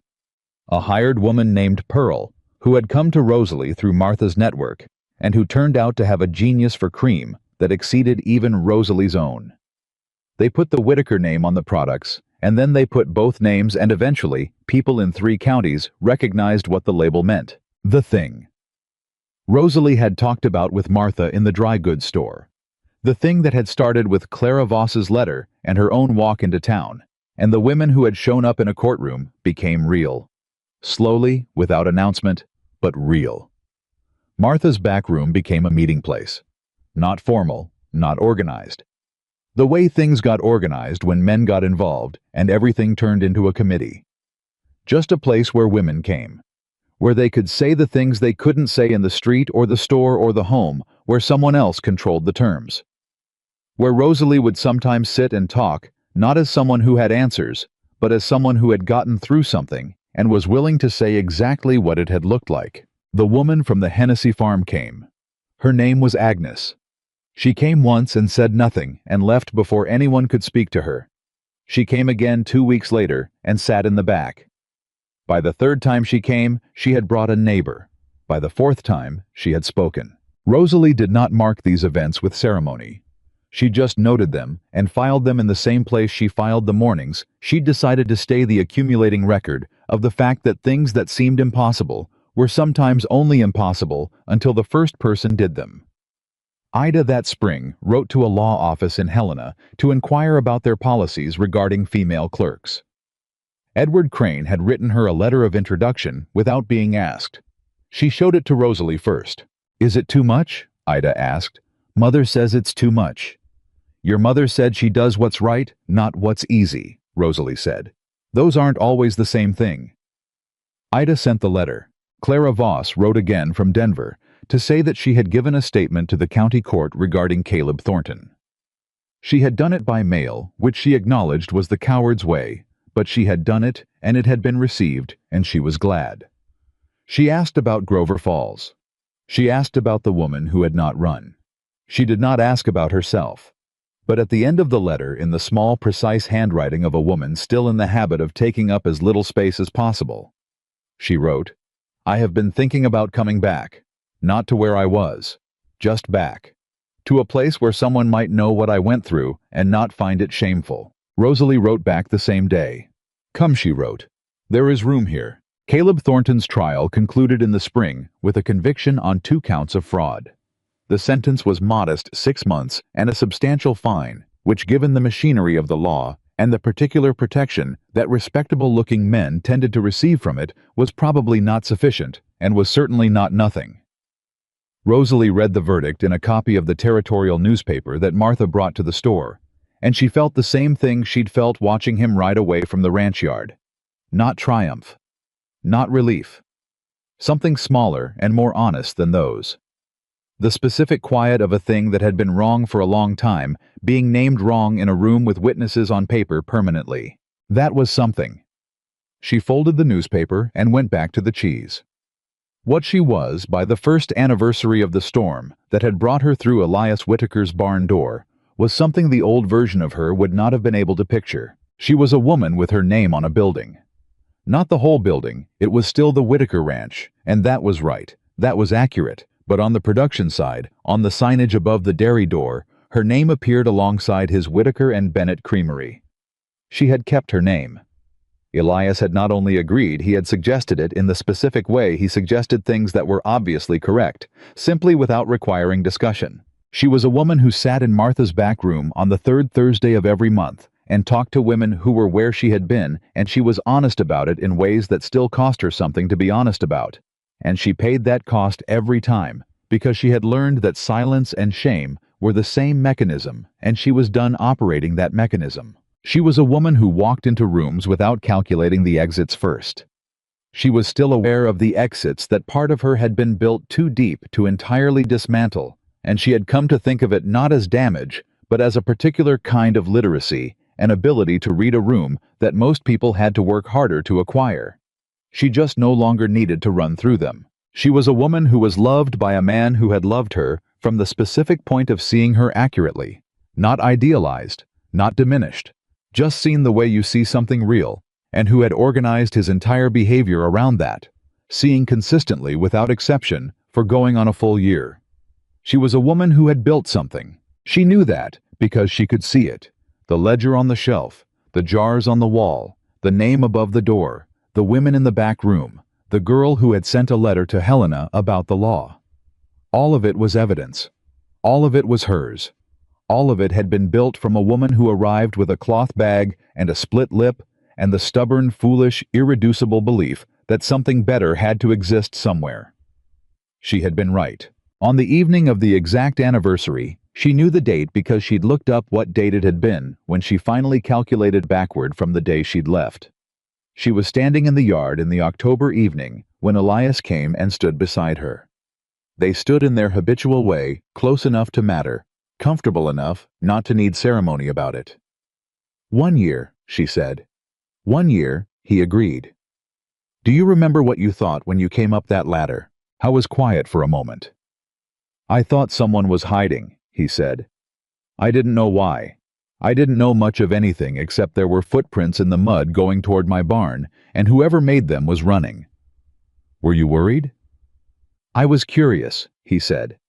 And then I saw your face, and I was something else. She looked at him. What? He took a moment with it the way he took moments with things he wanted to get right. Concerned, he said finally. I was concerned. Not the way you're concerned about a problem, the way you're concerned about a person.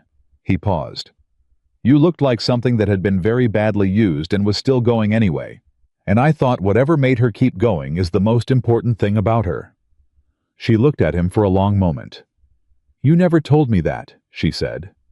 I'm telling you now, he said. She thought about it. The woman on the ladder. The woman who had kept going not because she was strong. Although she was, she understood that now. But because stopping had never stopped feeling like worse. Because the stubborn human conviction that something better existed had been harder to kill than 4 years of being told it didn't. That woman had kept going, and she had walked into this. Elias, she said. Yeah, I want to say something, and I want you to let me say the whole of it before you say anything back. All right, he said. She turned to face him fully, the way she'd learned to face things she meant to say directly, without leaving herself a way out. When I came down from that hayloft, I thought I was accepting a meal and a dry place to sleep, she said. I thought I was buying myself one more day before I had to figure out what came next. I had no idea that what came next was this, any of this. She gestured a small movement that somehow indicated everything. The creamery door, the farmhouse behind them, the year that had accumulated between that storm and this evening. And I want you to know that it wasn't luck. It wasn't just kindness, although it was that. It was the specific way you kept being exactly what you said you were day after day, for long enough that I finally believed that was possible. She held his gaze. You didn't rescue me. You held still long enough for me to rescue myself. And I need you to know that I understand the difference, and I know what it is to have someone do that for you, and I am not going to spend the rest of my life being anything less than the woman you held still for. Elias was quiet. He was quiet for long enough that she knew he was actually taking it in rather than preparing to respond to it.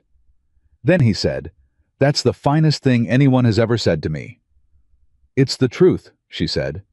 "I know it is," he said. "That's why." He put his arm around her, and she leaned against the solid fact of him, and they stood in the October evening, and the ranch was quiet around them, and the creamery sign caught the last of the light above the door, and somewhere inside the house, the ledger was on its shelf where it lived. Rosalie Bennett had arrived in a hayloft in a storm, with nothing except the conviction that something better had to exist.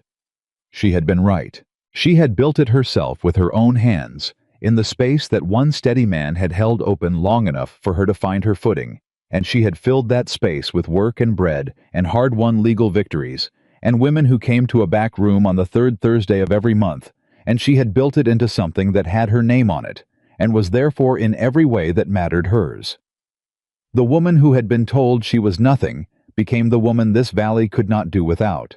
The cowboy who had lived alone for 7 years discovered that the best thing he had ever done was climb a ladder in a storm without a rifle and leave a door open and wait.